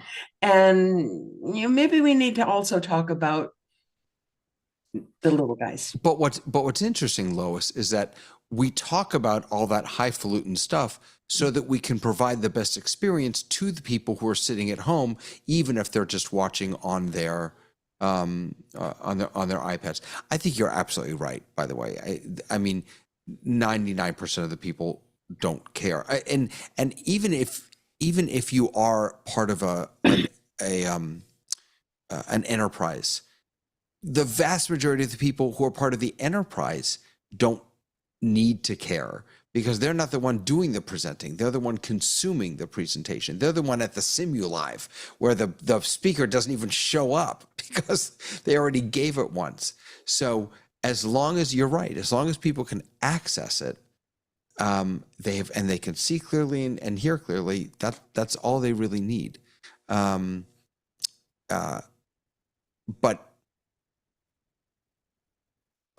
to me, it's important. It's important to pay attention to those. It's also really important because I would argue there are three pieces to this puzzle. There's hardware, which is what we've been talking about. There's the software, and then there's the production. And because we squarely fit into we don't get to decide what hardware people use. We don't get to decide. We encourage people to use Zoom, but we don't get to decide that. All we can do is create the best production experience on this platform, given the tools that we have. And so that's why we pay attention to it. And yes, your paid Zoom OSC does not work on Windows. Roland, I don't know if you're able to unmute, but just real quick, before I go back to you, Lois, if you are able to unmute Roland, have you found, because the argument that Zoom and Liminal made was that you don't really need Zoom OSC on Windows because you can use Zoom Rooms functionality and things like that, or maybe something else. Have you found that to be true? Okay. I don't know about Roland, but you know, I had a paid subscription to Zoom OSC, and I you know, had it all programmed into my Stream Deck, and I've got Windows. And when they said, you know, sorry, you're going to need a Mac to run this, it's like, well, if I'm going to get a Mac, I'm probably not going to get the Lenovo style Mac that's, you know, $200. I'm going to get something that's beefy that I can do something with.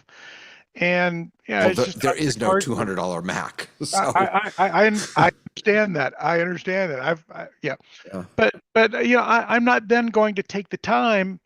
I used to be a Mac guy back in 1988.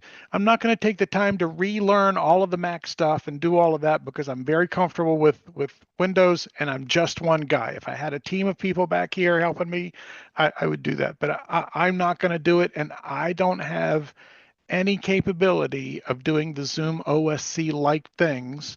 And I understand what Andy said is, you know, we've made it available. Other people can make an app, but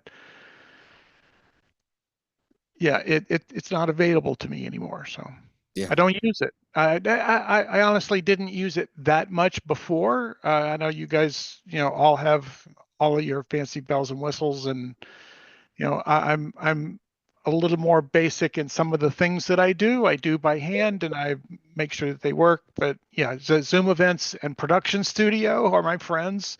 Yeah. Go from there. Wow. Yeah, I can jump in now, David. Yeah, no, it's really been a loss. I mean, I haven't decided to jump into the Mac world because I've never really been into Mac. So for me, it's really now going to have to decide, am I just buying it for Zoom OSC? But it was a loss because I hadn't set up a Stream Deck, but I had it set up in Companion, and it pretty much automated so many things for me, especially when you are doing playouts and you wanted to switch between playouts to guest and spotlighting who you want to get spotlight, 2x2, and the whole setup. It was just everything was set up for me in Companion. It was just bring up Companion and I'm ready to go. Yeah. And it changed. I was very disappointed. I hear you. Yeah. Yeah. And is Justin still? Justin's still here. So yeah, and it's thanks to Justin that we had that companion to work with. Go ahead, Lois.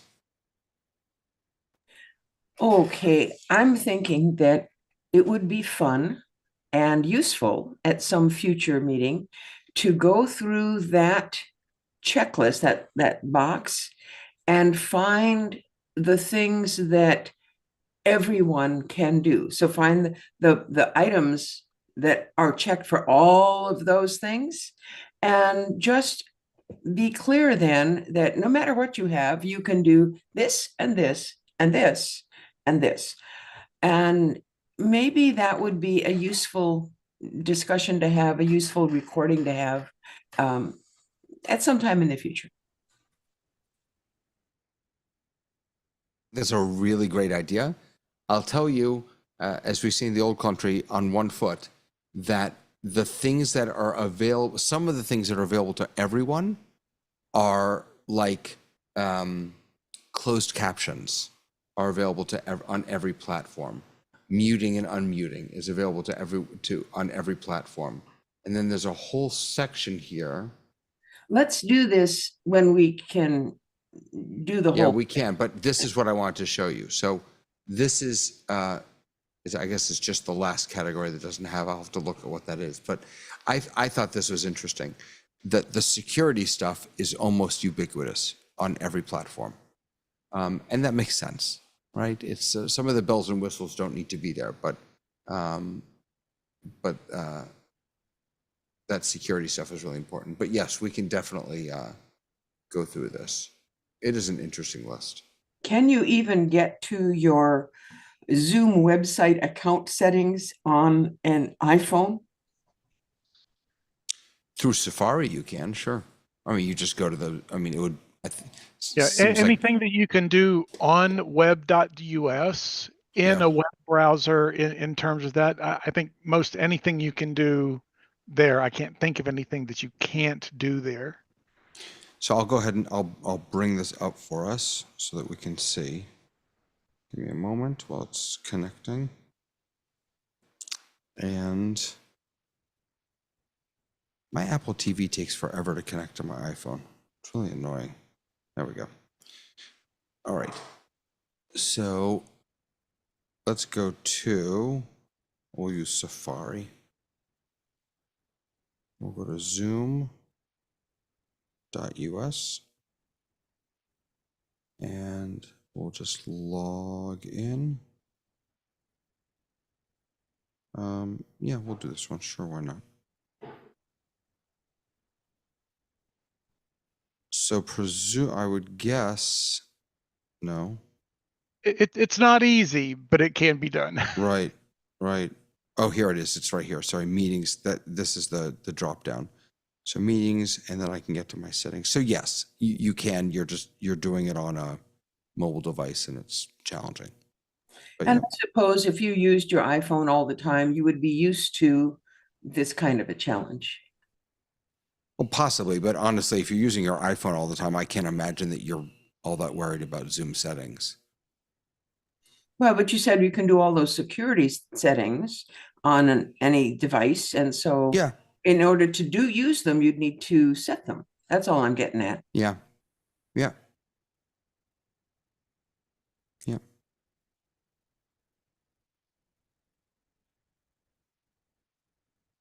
I'm also quite impressed that you can, on your screen, show your phone. I mean, that's pretty impressive. Isn't that fun? Yeah. It's such a great little hack, by the way. It's just, I have an old Apple TV that I plugged into using HDMI. I just plugged into a video capture card. Whoops. And then what's it called? AirPlay. I AirPlay to it. And then I just set up a scene, one vertical and then one horizontal. So that depending on how I'm holding my phone. But yeah, it's pretty cool. It's actually built into Zoom too on the advanced tab of screen share to just do it via AirPlay. Is it really? Yes. On Windows. I don't know about the Mac. You can. Here we go. There's screen also share, and then the advanced tab, and there's a thing that says iPhone, iPad via AirPlay. And okay, nice. Right straight up. Let's see if that. Wait a second. I've never tried that. Let's try that. All right. So here's my share window.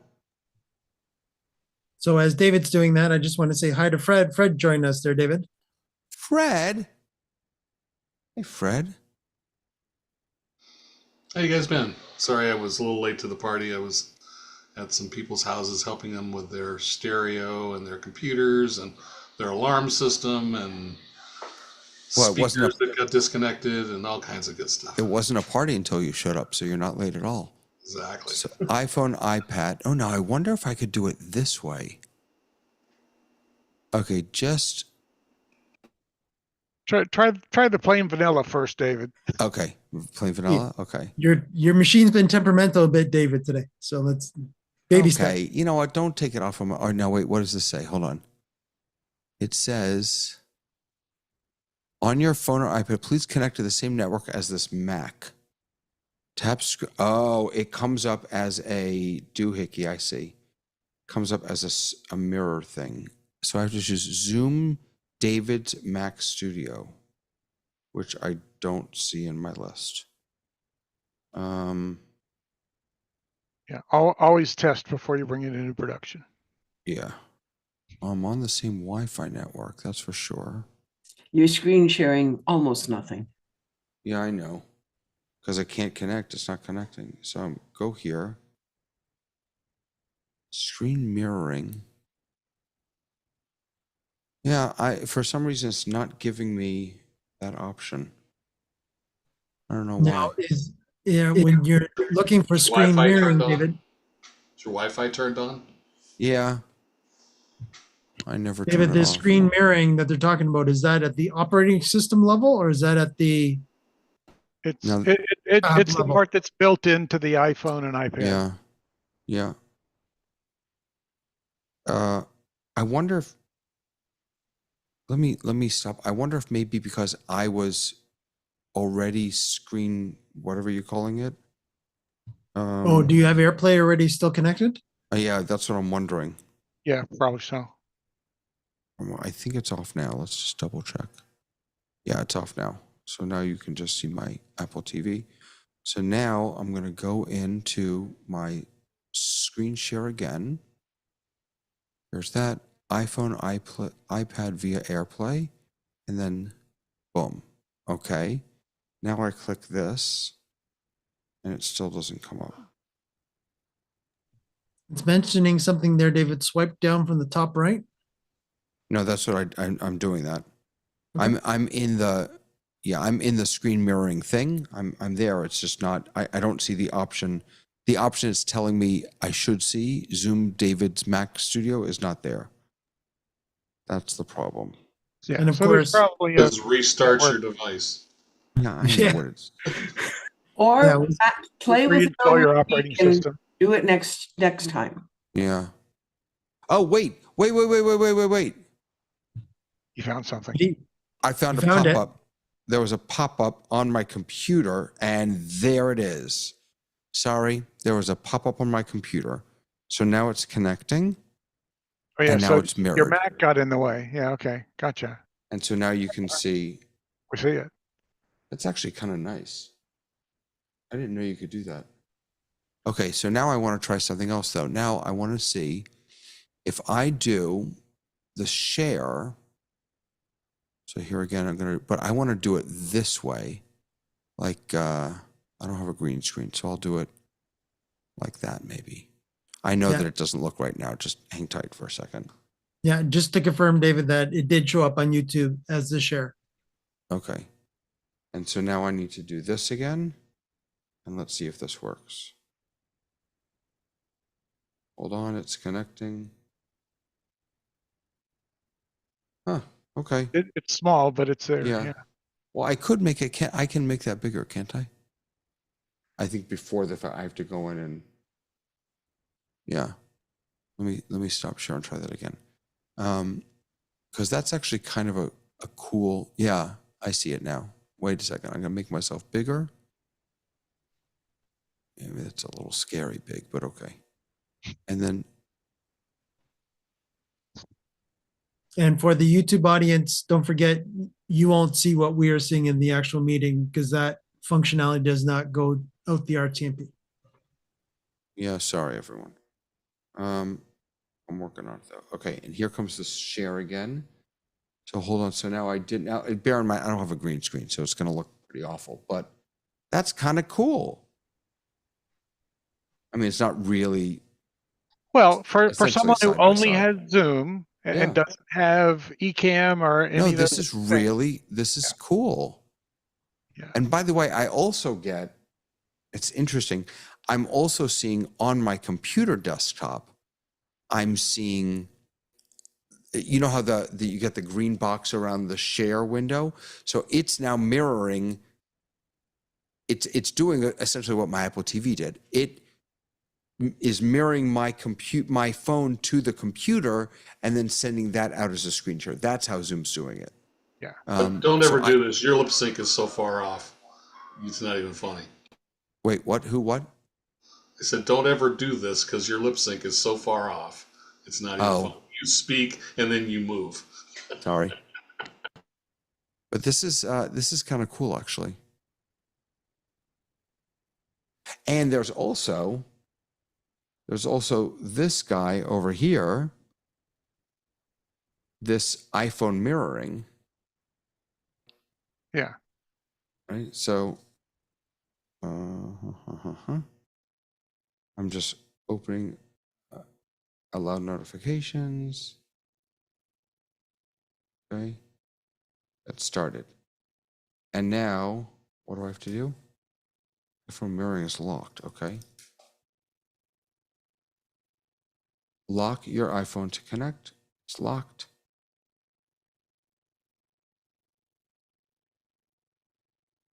Oh my Lord, I'm not even sure what I'm giving permissions for. But now I can interact with my phone right here on my Mac, which is also kind of cool. I can use my mouse to scroll up and down and That is preferred on YouTube. yeah. That is showing on YouTube as what you're showing us now is good on YouTube. Well, so just so you, I mean, so this is using, I'm using Ecamm to share this, but yeah, it's it actually looks clearer to me also than the Zoom screen share did. But maybe that's just me. So David, just to be clear, what you're showing now is you using your computer rather than your finger to move around your. Yeah, exactly. I'm using my mouse. And Yeah, does this only work as a share? Well, this is a Mac. This came out with whatever Mac system we're on now. Oh, so this isn't Zoom. No, this isn't Zoom. This is Oh, called okay. iPhone mirroring. It's built into Mac. But since we were talking about sharing phones, I just thought I'd bring it also. So I never use this. It was fun when I first got it, but I never use it. I'm just wondering, David, to take it one step further, is if you actually shared your screen, would that show? Oh. Not in Ecamm. Yeah. No, I know exactly what Right? you mean. So, okay, wait, that's a different computer. So let me connect. I have to go through all this stuff again. So let's With do this this computer. part next time, David. Well, no, you guys talk about something. I'm pulling it up. You don't have to look at me. Right, actually, this would be a good time for your little question that you had given me on Zoom in the chat to let everybody know. Sorry, are you talking to me? I'm talking to you. Yeah. Yes. Oh, I asked, is the old Zoom now gone and everything is now Zoom Workplace? Because it seems like every time I log into Zoom, it's all Zoom Workplace now. It doesn't You just just go. changed the name. It's not a big rebranding. It's been rebranded. Yeah. But It's now it's you like have they all this changed. other stuff. You don't just have Zoom, you have Backstage and you have Green Rooms and you have. Well, that's just Zoom, and that's just Zoom making more stuff. Yeah, they're just making more stuff with the rebrand. All of that stuff's been there before. It's been there for a couple of years. Just yeah. So the name change just changed the name, and Zoom is still continuing to expand and modify and go crazy, but I think that's just Zoom. Yeah, like the old Zoom, which was Zoom Video Communications, is now the new Zoom, which is just Zoom Communications. It's just a name rebrand. And there's a David rebrand right there. What happened? Yeah, that's not what I meant to do though. I was trying to just screen share normally. Oh, because I still had that weird thing. Okay. So now I just have it open on, I'm doing that silly iPhone thing on a monitor, and now I can just, oh wait, but I have to interact with it here. Right, there you go. Yep, so it works. You can't adjust it, like I can't make it any bigger or anything, which is a little frustrating, but. Oh, wait a second. Hold on. You moved it around. I did. Can I make it bigger? You should be able to make it bigger, for goodness sakes. No. No. It's like those pop-up windows on a lot of the settings and things. They don't resize. The experience of that, David, is better than actually having you with it behind you for YouTube. Oh, sure. Yeah, I'm sure it is. because then you just went up, whoever's speaking, like Lois is currently on my YouTube is now top right. So you still have full screen where you do have the phone in there. So but that also is dependent on your view, right? What's going out to YouTube, because you have presumably your split is screen share and active speaker, as opposed to screen share and. Not on Zoom. That would only be as a participant. If you're in Zoom, you can change your view, but in Zoom, you see whatever is being fed to Zoom. You mean in YouTube? No, but what I'm saying is, I'm sorry, YouTube. What we send out to YouTube is dependent on what Mike is seeing. His view is what goes out to YouTube. Yeah, and currently I'm sticking with multi-speaker. Right. But a multi-speaker, what happens? It's again, it's putting it up there with full screen up there. Correct. And, yeah. And David, when you just shared your whole screen with the background and all that stuff. Correct. If you had shared portion of screen, you could have gotten just a skin thing. That's interesting. You're right. I didn't think about that. As clear, but. All right, wait, let's try that. I didn't even think about that. You're right. You can actually pick an individual window as opposed to. So I'm going to pick the iPhone as the window that I want to share. There you go. And there it is. Top right. to bottom. And big, and now it's big. Beautiful. Yep. And I'll let you know in a few seconds what it looks like on YouTube.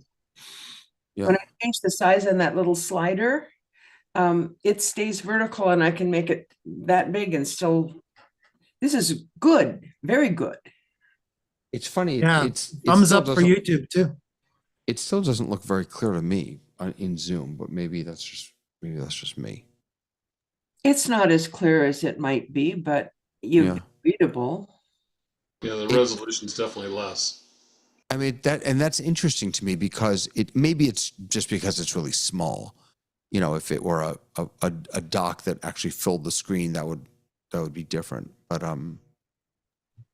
this definitely brings us back to what Ray Harwood was saying about the fact that if you wanted to do like you do, David, where you're got yourself in the screen and you wanted to show off the phone, again, Zoom is still putting you up top right and everything else is black except for so basically what we're seeing screen shared within the meeting is what we're seeing with the actual, I'm talking right now, so it's showing me at the top right.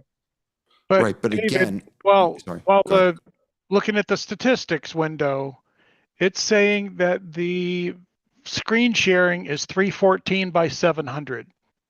Yeah. And I think that's because that's the size of this. I think it's big, and I can't make it any bigger. And Mike, you may be seeing one person up there.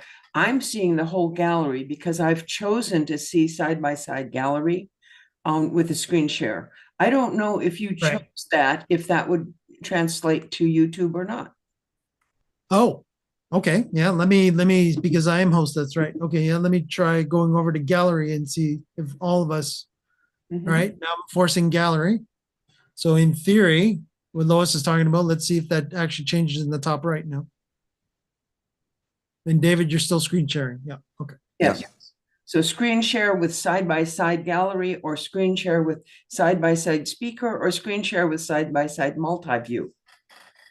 Those are the options I have in my view.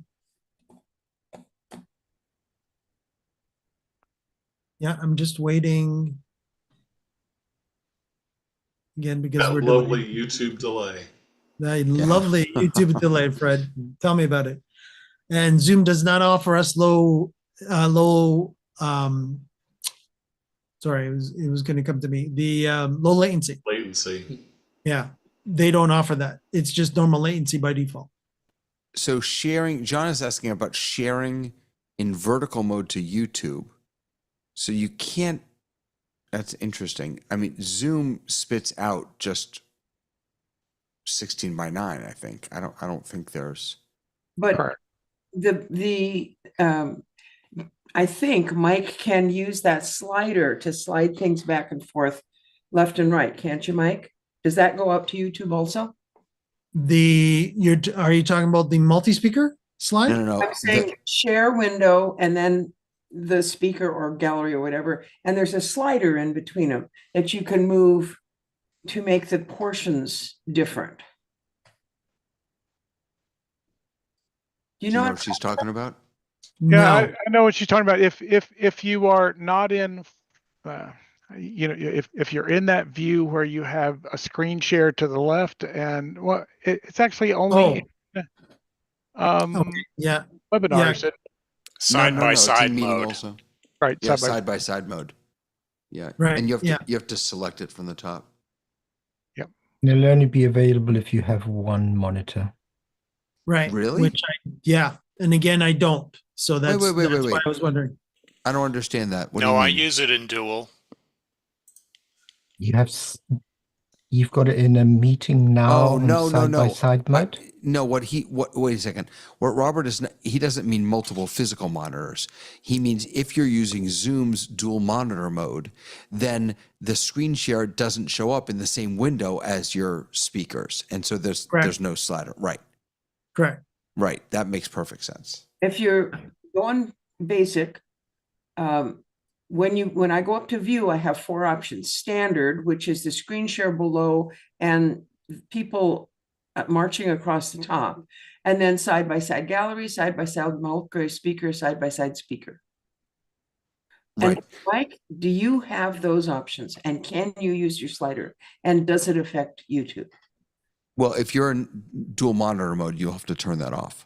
No, Yeah, which I'm in dual monitor mode. So can Don't you have a can you slider. shut that off? Sure. By the way, all this time I've been sending gallery and with the share, and it never did go to gallery within that. Nothing has changed on YouTube. Not the size of the image, not the position, not the number of images. Just active speaker only. Everything that Mike has done since we first started talking about this topic. Yeah. So if he turns off dual monitor mode, then we'll have to see if Yeah, just you give me should one get second. I'll be right back. yeah. It's the very first option in your general settings. He's got this one memorized. That's the only one I've got memorized. I'm not sure why, but The only one I have memorized is in general settings. You go to the bottom, you click the button, and you're on your web account.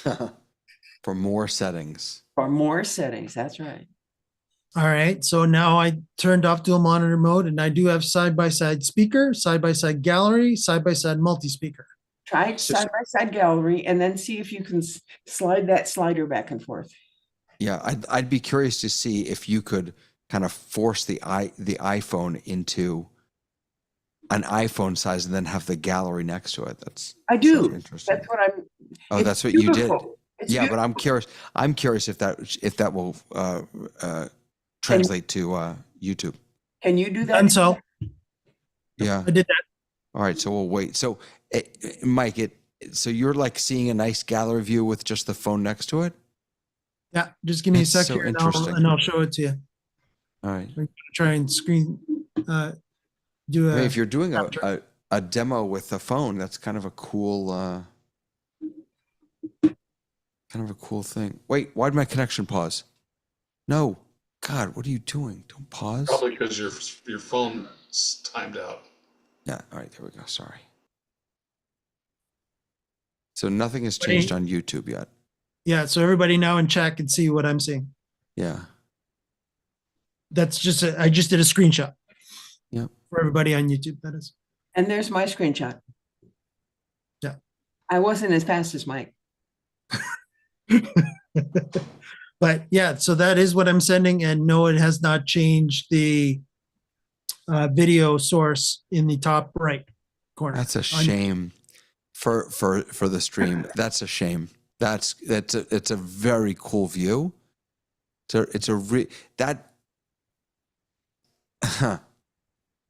I mean, here's the problem with this. The problem with this is that the view that both Mike and Lois that you've been able to create for yourself is not something that I, as the host, could push to you. It's something that the user only can create for themselves. Well, And and so, even in a webinar, when you're doing it, they have control over their slider bar, Right, and you can exactly. tell them you can move the slider bar, but you can't move it for them. Right. And you are sharing screen, David, so you would never be able to see this as we see it because we're receiving your shared screen, right, and you're sending it. Right. So Mike, can you, in the YouTube chat, can you drop in a picture or not? Unfortunately, no. David, you might be able to. Yeah, I could probably do that. I thought you were the host. I've got most of the capabilities, but David is the owner of the channel, so David has the full capabilities. Well, maybe he can grab it out of our chat in Zoom and drop it into the YouTube chat. Yeah, I'm working on it. I'm working. We get you so complicated, don't we, David? It's all good. It's all good. So Jason, you've been pretty quiet today. You got anything to share? Nope. Jason, do some work. God, come on, Jason. Well, he's got a beautiful blue background. He's sort of off in space there. Yeah.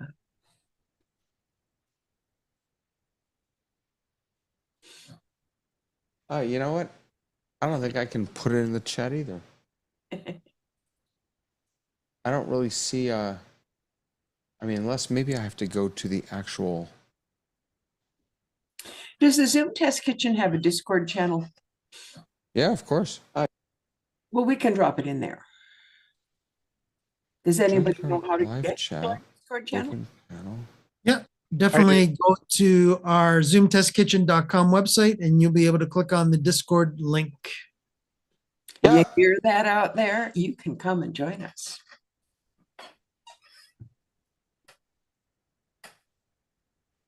Can't put a picture in either. That's really strange. I thought I could put emojis in. I don't think YouTube allows pictures in the chat. Yeah, I don't think so either. Well, if you're in Discord, then you can drop in the link to the picture in Discord into the chat as text. What? David, if you have a Prime license subscription on YouTube, you can change this into a GIF, and then you'll be able to post it in as a GIF. Wait, I have YouTube, like the paid YouTube thing. Is that what you're talking about? Correct. I have that. And, but not on this account. On my personal account. Yeah. Yeah. Oh well. Well, this was a cool little experiment. I mean, I'll never do this again because I just use Ecamm, but it was a fun little experiment. But you can still open one of those pictures in our chat and share screen it for a while to go to YouTube. Oh, that's true. Except I just deleted it. Hold on a second. I've got it here. Mike has his one. He can share screen. Here we go. Here we go. Bum ba-dum. Bum bum bum. So this is that it? That's it. So that's the picture. Sorry, ignore this. That's what it looks like. It's pretty cool. You might want to point out where that slider is we were talking about. Oh yeah, here it is. This is the slider right over there. So you actually have to go up in the top, you'll see a view button. I think it's still called view. Yep. And you'll be able to choose. And then if you do side-by-side mode, this little guy right here, you can slide it back and forth. And I don't know that a lot of people use it, but it's actually a really nice tool. I think it is. I've always liked it when I was running a meeting and somebody was going to share a slideshow or something. And if I do that and I just make their slideshow really small, because, you know, I've already seen this thing 20 times, and I make the gallery big, I can see people's reactions as we're going. And that's very useful.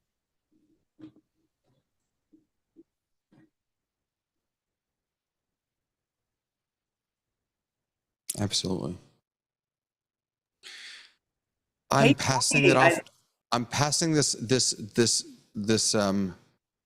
what is this train wreck? This amazing, this beautiful train wreck. I'm passing it off to Mike so I can start my long journey home. But John, I know has something powerful and meaningful to share. Thanks, David. Go, John. Wow. I now feel very humbled after that introduction. But I thought I would just like to share with you guys something that a use case that I had this week. I was training people on a method of doing their introductions. And what I had was a template of questions to ask them, and then they would give me the answers, and that would build up their introductions. And so I thought I would make good use of Zoom. Therefore, the questions were in a spreadsheet, which I cut and paste into Zoom Docs, which meant, of course, that not only could they see the questions and they could see the content I'm putting in, but they could also interact with it, because Zoom Docs is an interactive experience. So they could edit and add content as well if they wanted. And then I had a few other tools running in the background. So I would be asking them the questions, and obviously I'm going to ask them questions. The first question I can remember was, who are you? Can you introduce yourself? And they would give me an answer. But of course, because I had captions running and the transcript open, when they gave me their answer, all I had to do was cut and paste their answer out of the transcript and drop it into Zoom Docs. Okay, I've not impressed you yet. Don't worry, there's more. We could work our way through those questions. But of course, I had a master plan, shall we call it?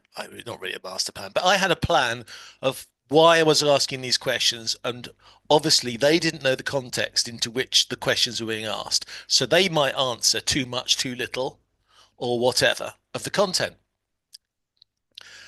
So my second, or is it my third? Yes, it's my third trick with Zoom, was that I would take their answers, and instead of putting it straight into Zoom Docs, I would put it into Zoom AI Companion, and then I would ask Zoom AI Companion to improve it. Now, the improving may be different things. The improvement could be reduced to 2 sentences because they gave me too much. It could be that I wanted the focus to change on the answer they gave, so I would hint Zoom Companion, please rephrase this in respect of, and then I would choose something that they said. Or I may say, can you make it sound less technical? Or I might say, make it more positive. And of course, the AI did a really good job in changing the content, and 99 times out of 100, the person I was working with was really impressed with this. But the fourth feature, which was spooky to me, AI Companion is in Zoom, it's with Zoom. And now and again, it took the context of the conversation we had during this Zoom meeting and put in words or phrases or content that they hadn't given in that question, sorry, in the answer to the question that I'd cut and paste into Zoom. So not only was the AI Companion helping me by rewriting their content, but it was realizing the context of what we'd said earlier. And now and again, the odd word would appear. For instance, there's one person that kept mentioning entrepreneurs. I help female entrepreneurs, and she went on and on and on about every single answer was female entrepreneurs. And I said, well, look, we're not going to keep saying that. So after about 4 or 5 questions, she stopped saying it. Then we did a review of the content from AI Companion, and he put female entrepreneurs back into the paragraph. So it was definitely taking notice of the content. And of course, at the end of the meeting, I was able to deliver to them that Zoom doc, now updated with their answers. And I had the full transcript to give them as well. So if there was something that they'd answered that they liked, they could now go back into the transcript and cut and paste that phrase out and use it in other social media. I found it was a really interesting use of lots of Zoom features, and I was fascinated the way they were all able to integrate and work with each other. And that's why I thought I'd share it with you today. Oh, Robert loved that, because that was, again, a real world application of using Companion, the Zoom AI Companion. Your thoughts, Robert? John? You like that? Oh, Lois, go ahead. So, John, I have a couple of questions. I'm not quite clear on what you were doing with these people. This was in a meeting of 5, 10, 100. How many folks were you trying to interview to get these answers? That's a great question, Lois. The concept is to do it one to many, but to beta test it, I think it is 12 people that signed up who are in my close circle who were doing it as a one-on-one. So it was one-on-one. I wanted to test the questions to see if they helped produce. I mean, really, I was giving the template and I wanted to see if it would produce good content. And we had an hour for each session and there were 16 questions. And yes, the same questions were repeated in a way because it was all about what do you do, who's the customer, how does it affect them? But it was from different angles. The first start was intrigue. So I was trying to get them to answer the questions, the intrigue, because that will keep the people that watch this content to stay on. The next group of questions were similar, but they were trying to emphasize the functional world. And then the next time we more or less went through the same types of questions again, but we were talking about results and we were trying to make the answers more emotional so we could hit the emotional triggers as well. But I loved the way, and it was a bit weird because if you were doing this in the real world, outside Zoom, face to face, you'd have to write down by hand what people were saying. If they did, as some of them got really carried away and they would give me like 2-3 paragraphs when all I wanted was one sentence, it would be a nightmare to sit there and try and pick out of that something useful. But I was able to concentrate on the framework. They were able to concentrate on the answers, and AI Companion did a fantastic job in taking their answers and then squashing them down to 1 or 2 sentences, picking up the main points. And honestly, I was blown away. I was blown away even more, of course, because I can now go to my second level, which is in your question, which is to now we're going to do it as a group activity. So I'm going to run a webinar and I might have 10, 15, 20 people. And then I will use the breakout rooms to be able to put them into little groups to have the conversations. But what I'm interested to find out when I do the group situation is how much AI Companion takes notice of what's going on in the whole meeting. That's the one question I don't have the answer to yet, but it was fascinating. Sorry, you had another question. When you get done, so you've got these 16 questions and 16 answers from this person. When you get done, is your goal to have 16 questions with answers, or is your goal to take all of that and write a biography or a description or a promotion or something about that person collectively with all 16 figured in there? Correct. The idea was to help people write about us type intros for short form videos for posting. And the questions at the beginning have been written in such a way that you can stop after the first 3 questions and you've got a short intro of who you are. And then if you want to use the longer version, you can do the longer version. And the one step that I haven't mentioned, which of course your question has now prompted me, is at the end of this, the one problem you have is that I've asked you a set of questions and you've given me answers to those questions. You don't understand the context of the whole thing. And one of the things we were doing with one of the last people today, was we then took all the answers, we cut and paste all the answers, all 16 answers, and we threw that back to AI and we asked it to try and bring all those answers into a format where it flowed from top to bottom. And again, I was quite amazed in what it was able to do with the data. And of course, I said to them the whole time, they were saying, oh, this is really good. You're really clever. And I said, look, I'm not clever. It's you that's clever. It's your answers that you're giving. All this thing is doing is looking at the internet to understand English, but it's your answers in this meeting which AI is using to produce the final content. Yes, Lois. So a suggestion for your next experiment is to have maybe 5 or 6 people in a Zoom meeting together with the transcription on and all that other stuff, and then ask the first question and have each of them respond like we're doing here in this, and see if the Zoom can identify each person. I think it can, and then separate out for each person when you get down to the end, say, okay, now Lois's answers, deal with those and see how it goes. Because I have a feeling that you'll get better answers from people if all 5 of them are hearing each other answer the same question, rather than trying to isolate them in a breakout room or something. So anyway, there's a good experiment. No, that's a fantastic suggestion. And I totally agree with you, because I've already tried a few of these things in going back and saying the name of the person said something, what do you think? And it does work.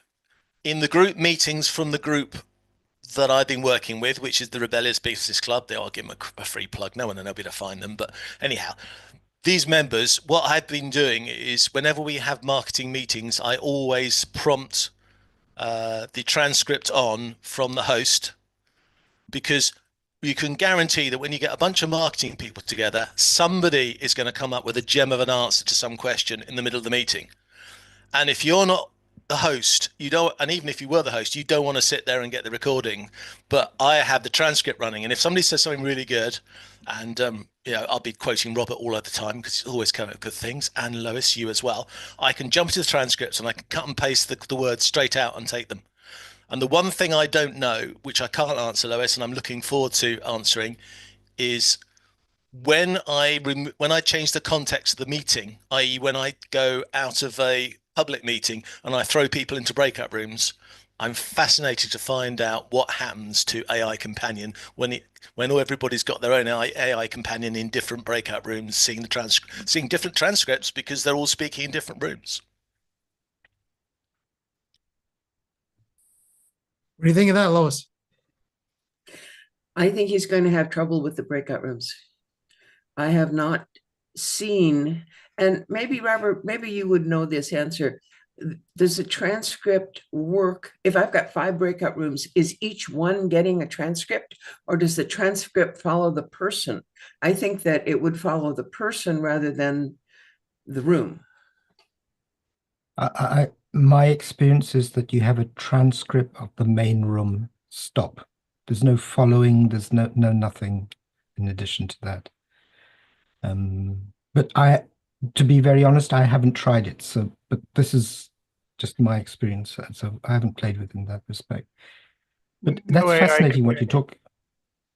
Sorry. I just pulled up the document. There's no AI Companion in breakout rooms. Okay. That's what I thought. But that's fascinating what you're talking about, John, because we did something similar, but in a different way. We actually asked, I can't remember if it was Grok or ChatGPT, to produce the list of questions that we should ask during a session like this, so that we get a profile of the person, and we gave the outline of the profile. So that came in, and then we recorded all of the answers and just used. We didn't use AI Companion in Zoom, but we used an outside external tool to build the profiles from the answers we got from each of the individual people from the transcript itself. So very similar. I think we went down different roads, different paths to get to a similar effect, which is quite cool. Hey, John, an alternative approach that sort of hit me here is, first of all, I'm not sure, do you really want these guys to collaborate and hear each other's answers, or are you actually looking for independent thoughts to bring together? That's sort of a question before I give you here's what I think I might do. I think this is a good example of, if you're in small groups and you get feedback from other people, you would get a better result. Yeah. But I think maybe at the moment, this is my thought. My thought at the moment is that I will run three webinar sessions, and the first one I will go through all the questions in public to the whole group, and they can go away and create their answers. But in the second webinar session, we will get people to compare their answers with each other, so they can learn from each other, and they can test, so to speak, test their reaction. Because I mean, we're a good example of it here, aren't we? We're all pretty much experts in what you can do with Zoom events, and we will use language particular to that expertise, and a person outside our group will not understand that. And that's the same whatever business you're in. So I find it very useful to have people who tell me what they do, and then you put somebody in front of them who hasn't got a clue what they're talking about, to bring them back to simple English, which doesn't have buzzwords and phrases to it. And that's actually one of the things I actually asked AI Companion to do a couple of times. I said, put back into English. I put remove jargon, reduce to 2 sentences. People said, oh, I look after people who are, and then they gave lots of problems. And of course, that was a negative thing. So I used AI Companion to spin it round and make it a positive. And I was just, well, as I probably given the impression, I was quite blown away by how that made a process which I would probably have taken a whole afternoon to have done on paper, face to face in a meeting without any tech. And we were doing it in under an hour. Yeah. Well, the thought that I had is if you had 5 or 10 people or whatever, it is depending on whether you wanted them to hear each other's answers or not hear each other's answers. But let's say you had them all together, you would have the 16 questions up on the screen and say, okay, Frank, I'd like for you to introduce yourself and give your answers to those 16 questions. And then at the end of that go, oh, okay, Jason, I'd like for you to give your answers to those 16 questions, and have all of that then built into the audio that's being analyzed by AI. And then at the tail end, ask it, I asked 16 questions of 5 people. Please summarize in a non-technical way, blah, blah, blah, blah, blah, all of your criteria for the answer, and see how it, more as an experiment really, to see how well it does do that fairly complex analysis of the interchange that had happened. Yes, I've got auto summary built switched on for my Zoom account now, and it was quite fascinating what summaries I got from those meetings. Oh, because again, it was looking at the data. Yeah.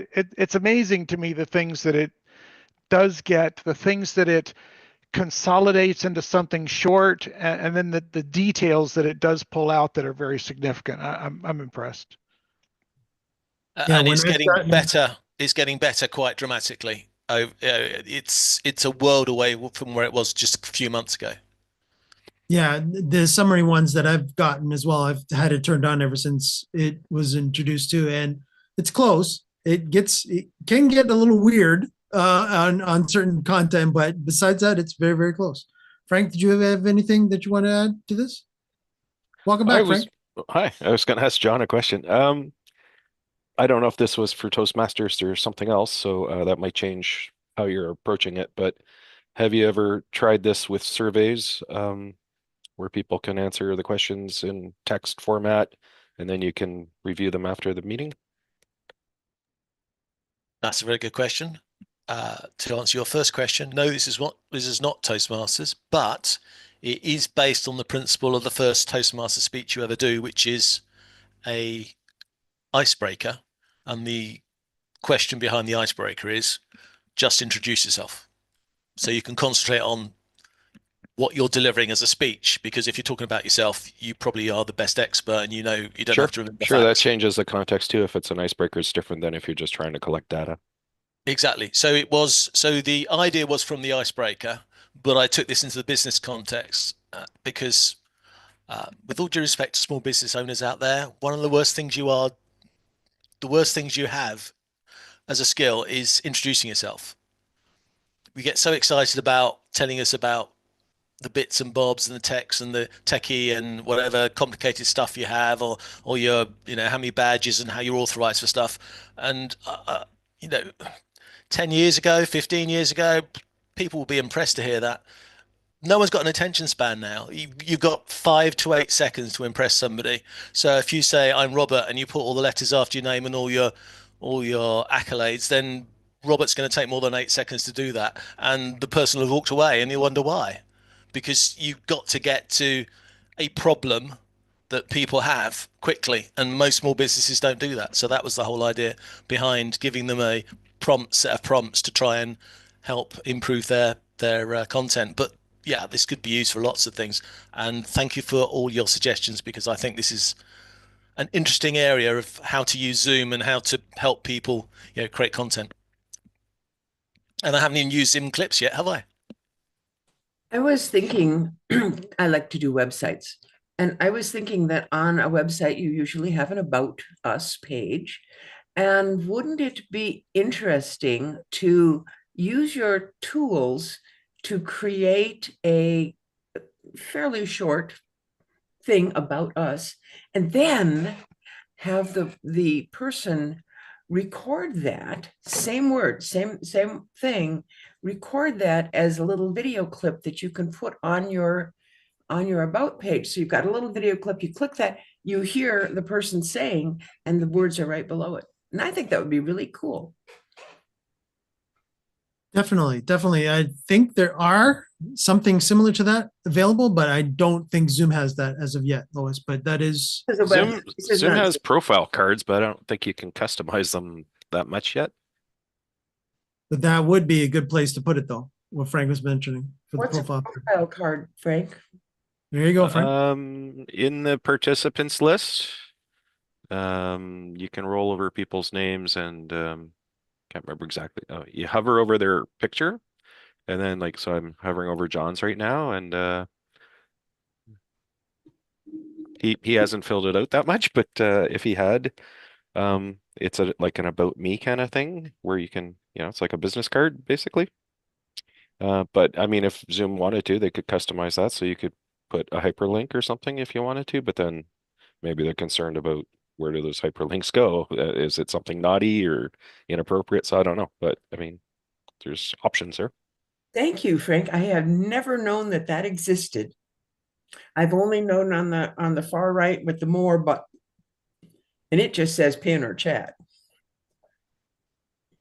And so just to take your advice, Lewis, I typed into AI Companion, I want to write an about page.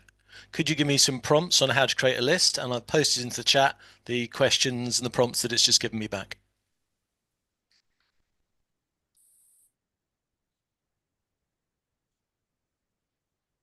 And as I do that, as David was saying, talk amongst yourselves, and I'm adding that to YouTube chat for everybody on YouTube. But I think I mentioned this. I'd just like to mention it again. The most fascinating thing to me was that I could have used another GPT tool to do this, but it was the way I seemed to be getting context out of AI Companion that really, really warmed me to the whole situation.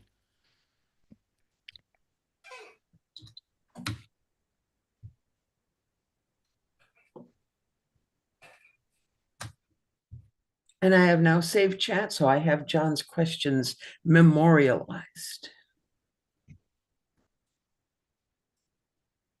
Well, I'm going to hop off, folks. So it was a wonderful show today. I think I had a great time, and I'm so glad you were all here, and I'll see you some other day. Bye-bye. Thanks, Lois. Thanks, Lois.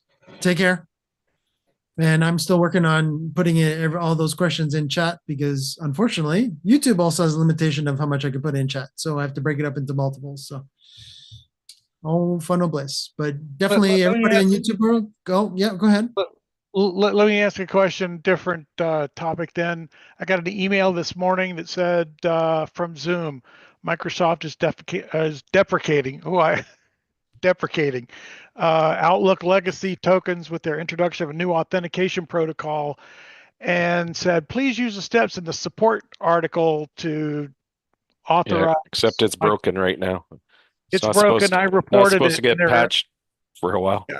Yeah, actually, what I was told, I don't know, about an hour and a half ago is that they're actually going to do a hot fix tonight. Yeah, I got them. It's on the back end in the web Yep. version. Yeah. So anyway.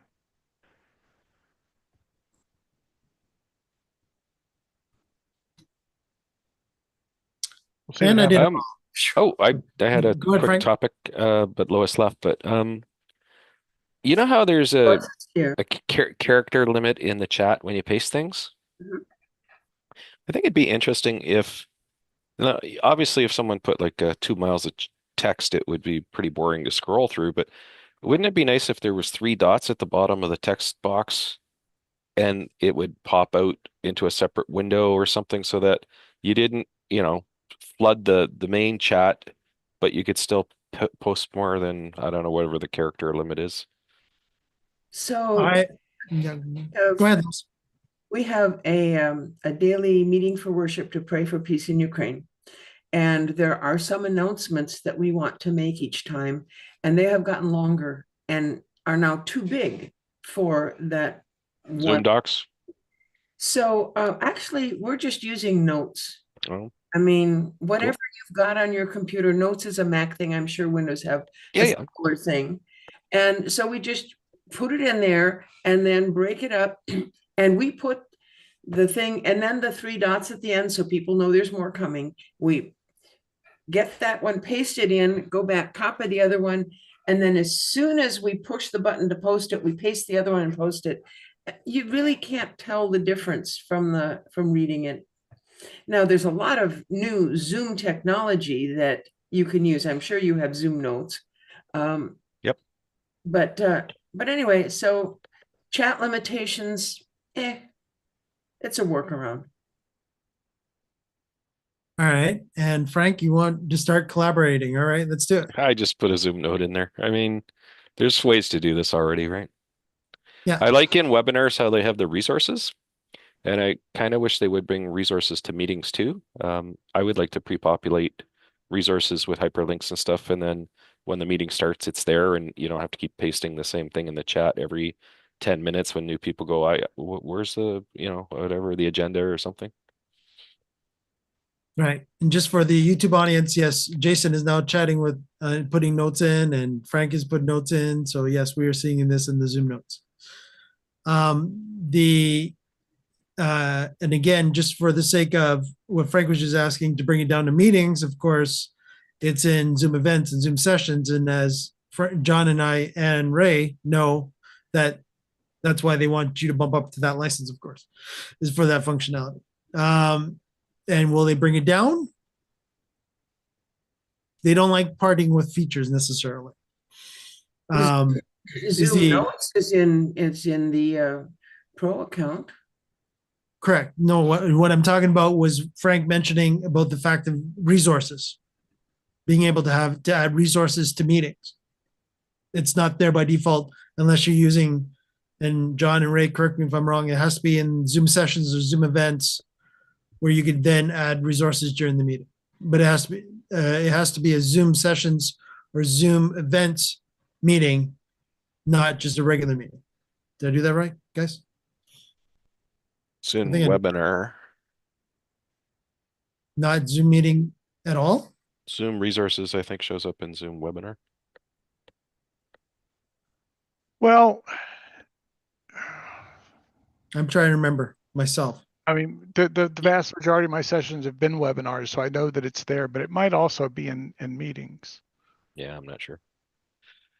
Yeah, I'm not either. That's why I was wondering. But if it is capable in Zoom sessions or Zoom events meetings, then in theory it should be technically available for regular meetings if they want you to allow it in that version of the accounts in their licensing. I think when you're having a Zoom meeting, you may know about Zoom Notes or Zoom Docs, and maybe a lot of people in your meeting don't know about those. And if the whole group's using it, then great, it's a useful productive resource. But if you have to educate everybody for 10 or 20 minutes before you can even, and then people are scared because they've never tried it before and they're reticent to use it, that's kind of a drag. Yeah, agreed. And I'm just wondering too, since we are playing around with Zoom Notes, if that AI companion will read into Zoom Notes during the meeting. John, do you happen to know that one off the top of your head?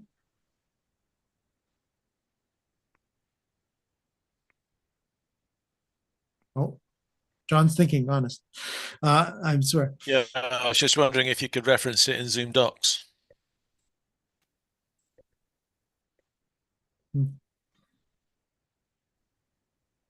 Reference it. Tell me more. What are we referencing?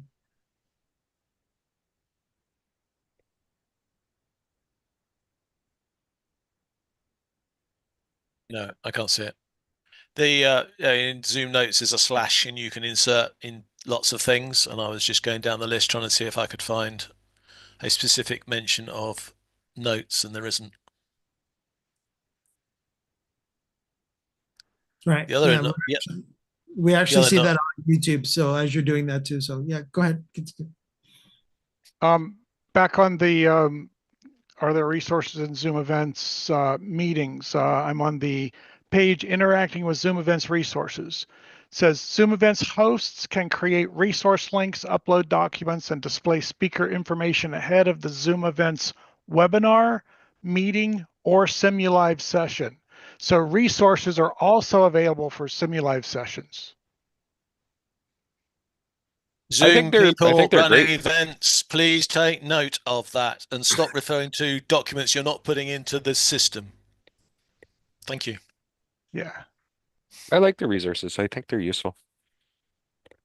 Yes, the biggest education that I've seen is that making sure that the host remembers that the same resources that they did in the live session or live event should also be made sure that it's put into the Simulives, because that is a lot of right. the Right. situation. They don't automatically transfer over just because you moved the recording over. You have to put the resources in there, but that's definitely a feature that you can use. Yeah, so they definitely has to be part of your checklist, because I've even caught Josh doing that when he's been using Simulive as well. That he mentions the resources. Oh, don't forget to look at the resources beside me. And I'm like, what resources? I'm still looking. And then I usually have to, depending on if Josh does come to the meeting, to the Simulive or not, I'm usually fending for Josh, letting everybody know that no, they're not in the meeting. Josh forgot to actually add the resources. Yeah, and this is an issue, firstly because it's left out, but also because a lot of those well, I don't really want to call them, but these video playing programs that pretend to be a meeting when they're not, they're just a video playing. They do actually simulate, not Simulive, they simulate the chat, and they will pop up documents and content. And if the marketing people want to use Zoom the same way, then Zoom need to copy the same features. But those ones tend to capture the chat when you do your live recording, and then they will replay the chat when they're doing the pre-recorded version of it later on. Yeah. So getting back to quickly the Simulive stuff, checklist is that if you are if the host is actually referencing resources, make sure that you have the resources there. That's A. B, the other one is, of course, and it's a big one, if you're specifically making comments about someone in chat and people start looking in chat for that comment, they ain't going to find it for the Simulive because it won't be there. That's another one that was another issue that I've noticed. A third one is people asking questions and then no one being there during the Simulive. And so the question just gets off to the wayside. So that annoys people. The other one was related to screen sharing during Simulive. Don't screen share when you're recording a Simulive because it won't screen share. So again, especially if the host is saying, oh, I'm going to screen share my document, everybody's going, is something wrong with my client? How come it's not working? Screen sharing doesn't come through the recording on a Simulive? No. Unless you have support information that I haven't seen it. And again, that might have been a host not enabling that, but I haven't seen it. I'm going to add a test to that. I'm going to test that today because I don't think that's true, but yeah, okay. I'll find out. Again, it really depends on what they want you, like what is actually Simuliving. Or if they're just Simuliving the video, the share, of course, it's its own separate thing. It's the reason I think that you want to do your screen, your recording in a Zoom webinar, because when you watch the recording, you see the picture of the person, and then when they do screen sharing, you see the picture of the person in one window and another window where the screen shares, assuming that you've checked all the boxes to record the screen recording and all that stuff. That's the other thing, is to make sure all those boxes are checked. I check every last one of them. And then when it does the playback, there's some smarts on the back end that goes, I'm looking at the person, and I'm looking at the screen share, and there's nothing in the screen share, nothing in the screen share. Now there's something in the screen share, and it then starts the screen share window and puts the other window over it. That's what I think happens, and I'm going to check that today. Yeah, I would almost hope that they're basing it off of the time code of the Simulive. Yeah. That where it actually says at this specific timestamp, there's a share, and this is the share. Now I go to the share file. And I'm going to show. And I wonder technically, not that it really makes any difference, but I wonder technically, is there a stamp in there that says we just went into screen share, or is there something looking at the screen share video and going, it's all black. It's all black. There's no screen sharing. It's all black. Oh, wait, there's some pixels on there that aren't black. Now we're having a screen share and swap then.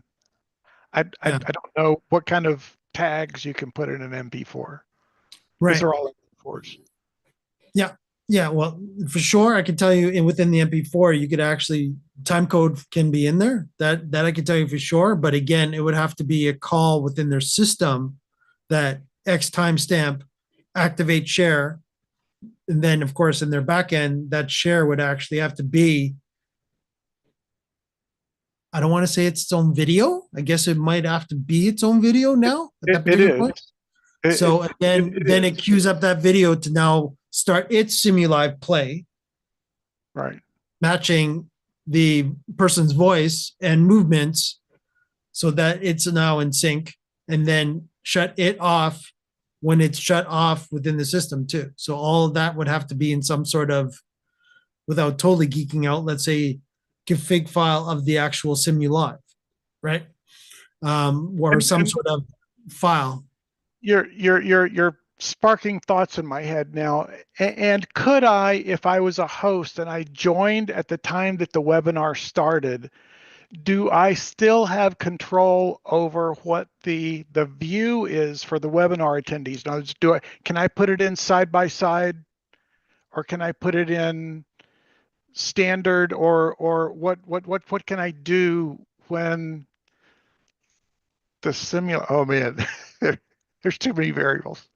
That's a good variable. That's definitely a good variable. And when Ray was making that comment, you should have saw everybody's eyes here in the Zoom. Right. Everybody went like, yeah. Because here's my dilemma a little bit, is that normally I take time before the webinar starts for a live webinar. I do no screen sharing, and I set the attendee view, and then I throw up a screen share so that I can set up side-by-side screen sharing. Because if you wait until the webinar starts and you don't have any screen sharing, and then later you start the screen sharing, it starts out in standard view, and then you have to change it. And so, yeah, you have to figure out how you're going to script all of this at the beginning so that if you are able to get in, you can set those things. And I wish there was a way to set what the default was for both of those settings so you wouldn't have to mess with it later. Right, right. And as you can see, Ray's making notes. So he's going to be testing these out. Will it be this week? We don't know, but we'll see. You got the Chromebook that you're going to be testing. I know that. I'm doing another thing too, and for those of you that have heard me talk about Zspan before, I'm changing Zspan around a little bit, and I'm going to have a membership website, and there's some changes in the works. One of the things I'm going to do is basically take the release notes, and every time a new version is issued, I'm going to pull those release notes into a Word document, and I'm going to do a word compare on the release notes to show exactly where the changes are. There was a release notes done today, I think, it might have been yesterday, in the Zoom Workplace release notes. And what I had been doing over the last week or so is just comparing the release notes for January the 15th or whatever date they came out. And I did that differences between the last update and the update that just came out, and there were no differences. So they made a change somewhere else. And that tells me, because I'm the type of guy that I want to know where the change was. I agree 100%. It's infuriating that they don't highlight what's changed since the last release of the notes. Right. That's okay. I'm going to have that. It's not bad on the short ones, but it's really annoying on the longer ones to have to scan through side-by-side documents to see what changed. Right. And especially if they update something, oh gosh, the one that we did 3 weeks ago, this wasn't actually in it. We're going to pull that out or whatever. Like, okay, I just want to know. It's not that big a deal, but I ought to be able to tell. And what I noticed, everyone, too, is that all of a sudden now we have a January 27th upcoming release as well. Oh, that's like, what's the update date on that document up at the top? The 16th. Really? Okay. Yeah. So, mid-afternoon on the 16th. Yeah, I'm gonna basically be doing this differences for Zoom Events, the Zoom Workplace app, and the Zoom web app. Yeah. So it looks like, everyone, that it is officially, let me just spotlight myself here. So it looks like it's going to be, there's a new AI Companion 2.0. Let me just make sure I'm doing this. There we go. New or advanced feature AI Companion 2.0 for Zoom hosted models only. Yeah, we talked about this a week or two ago, and it looks like they just delayed it and they're pushing it out now. Okay. It's for people who do their own Zoom on-prem hosting. They're getting feature parity with people who are using the traditional Zoom hosts the server. Okay. And it looks like that is it. So yeah, it's not a big deal for most of us. Yeah. All right. I'm sure it's very, very important for people who host their own Zoom on-prem and are like, why can't we have these features? But for the most of us, we're letting Zoom do our hosting, right? Mm-hmm. Yes, we are.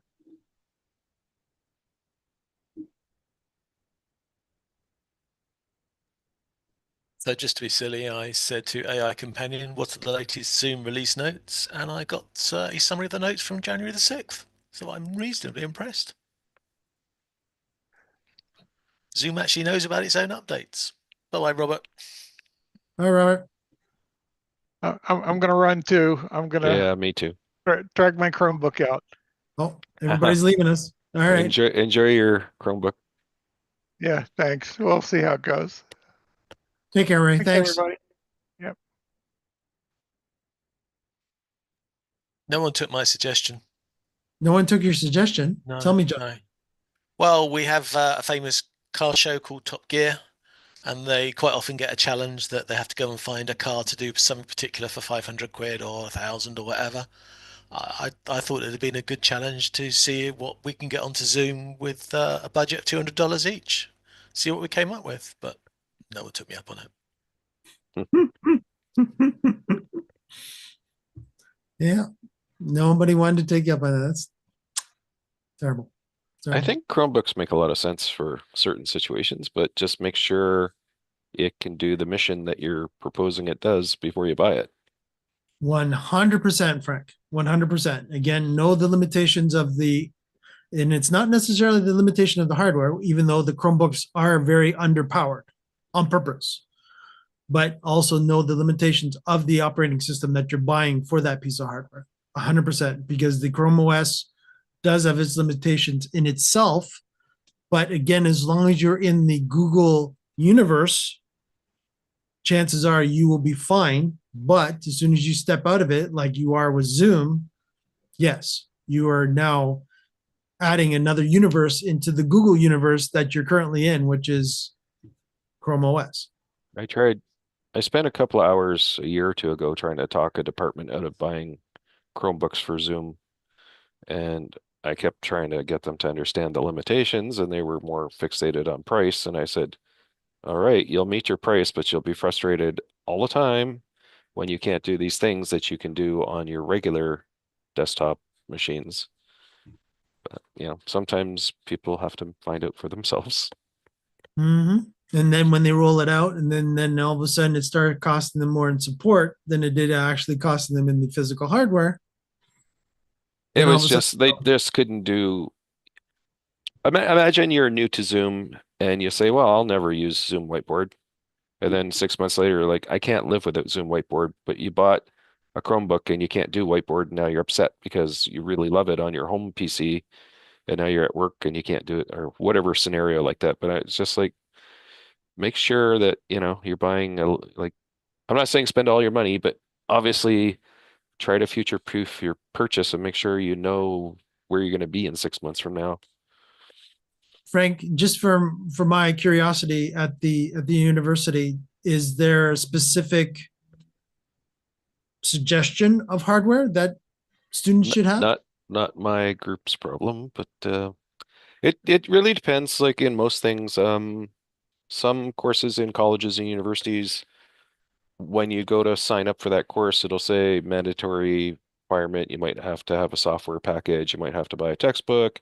You might have to do something else. You might have to have a PC or a Mac or something of a certain capability if you're doing animation or broadcast design, or it just depends, right? So, but I mean, as far as generally speaking, there's no requirement at most institutions for any specific hardware. It's do your own thing. But if you're about to take engineering, you maybe want to have a computer that can handle certain heavy lifting.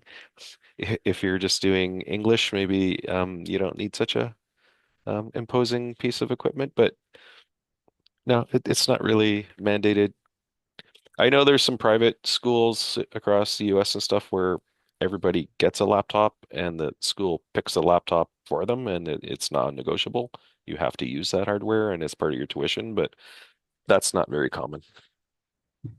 Okay, I was just curious because again, back in the day when I was a minion, I had to worry about textbooks. There was no electronics back then because we barely had a computer lab back in, showing my age, years ago. But yeah, so I know I was just curious if there was specifics on. I know in the last 5 or 10 years, I can't remember the specifics, but I remember some universities, I think down in the States, who had sort of like a first year, every student gets issued a laptop as part of their tuition, and it's the same laptop so that support is consistent and easier. If you buy, I don't know, 1,000 Toshiba whatever laptops, and 10% of them have a hard drive failure rate, while you've got a stack of replacement hard drives sitting on the shelf where the technicians, get pretty efficient at replacing those, and they have the parts nearby and they know the same problems are going to creep up. Whereas if you have, 14 different models and vendors, and it just becomes a nightmare to do support because it's, you don't build up that muscle memory of doing the same thing over and over again. Exactly. John, I'm curious about the UK. Any differences? I don't have too much of a window into the education market, really, as I haven't got any kids at school, so I don't know too much about that. I have more of a challenge in the medical sector for the medical meetings I write, because most of the hospital trusts are Microsoft run, and therefore they live on Teams. And then, that of course, is we come along and tell them they got to run Zoom for this event, because that's what this club, which is not paid for by the hospital, this club of doctors is decided to run. And the funny thing is that the doctors love Zoom, because it's just an environment that works for them in the particular use case that we have. They are able to sit there, and I'm noticing that it's creeping up now. Nearly half of them will watch the presentations on a tablet or a phone, which surprises me considering how complicated some of the screen shares are from the slides, but that's what the stats are telling me. And they love the ability to have the Q&A and the chat. So we have general comments and feedback and whatever in the chat, and then we have a separate Q&A asking the questions.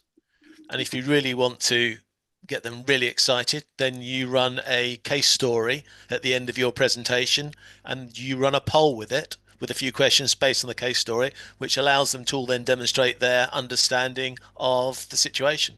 And to them, that's a perfect meeting. As far as hardware goes, it's more common, I would say, in primary, elementary school, 1 to 6 or 1 to 10, where the school board might buy Chromebooks or something for the classes, and but that's different than higher education, unless you're going into a specific program. I don't know, like aviation or something, aviation engineering or something, where maybe the department requires you to have a specific piece of gear, but it's all over the map. okay. No, I was just wondering how much grief that actually causes you, Frank, for everyone. So I'm not part of the group that does it, but I mean, the university buys hardware for offices and stuff. There's a group that does that, and there's mostly what the university does is it writes the software image for all of the classrooms, offices, and labs. Departments are always free to spend their own budget and buy whatever they want if they want to justify it internally, but then sometimes they're like, we use a lot of Macs, and Macs aren't really officially supported, so we do our own Mac support. Interesting. There's no Mac image for the general university. Right. But Okay. I actually like it that better. Like somebody else manages my PC and it's locked down, and you always have to ask for permission to do anything. Whereas on my Mac, as long as I don't mess it up, I have a lot of latitude to do things. Right. And you basically, your department is signed off from your team, your IT team. They just make sure it probably has network connectivity and access that you need to have access to, and that's it. Yep. Understood. Okay. So, but I mean, if you're a factory, or Mhm. let's say you're Ford Motor Car or you're BMW or you're somebody, and you've got 5,000 employees somewhere, then you're probably deciding what equipment is standardized for that group. And you'll probably need permission from someone high up to deviate from that. Like if you're on a special project or something, most of the people living in the cubicle farm are probably using the exact same hardware. Yeah. I can vouch, being in large corporations, that is normal. But again, I've been in the same situation like you, Frank, where I had my internal, basically it was classification of internal versus external. So I had my internal PC, and I also had my external PC, and the external PC did not necessarily have full access to as the internal did. But the external at least had internet and was allowed to, in my role as sysadmin at the time, I was allowed to connect up to our servers in the data centers, and et cetera, et cetera, et cetera. But we are firewalled differently, I guess would be the official answer to that. I guess, to bring it back to Zoom, when everyone has something different, it makes tech support a lot more challenging because now you've got too many variables, right? That's why I was curious on your end doing support for the different So flavors. every flavor of everything, and there are limitations to what we'll do if it's a hardware issue and it's your personal equipment. We're not going to touch it. Right. Might give you some resources or point you in a direction, but we're not. The minute you touch someone's equipment or tell them to modify their operating system and something goes wrong 4 months later and they blame you because you looked at it 4 months ago.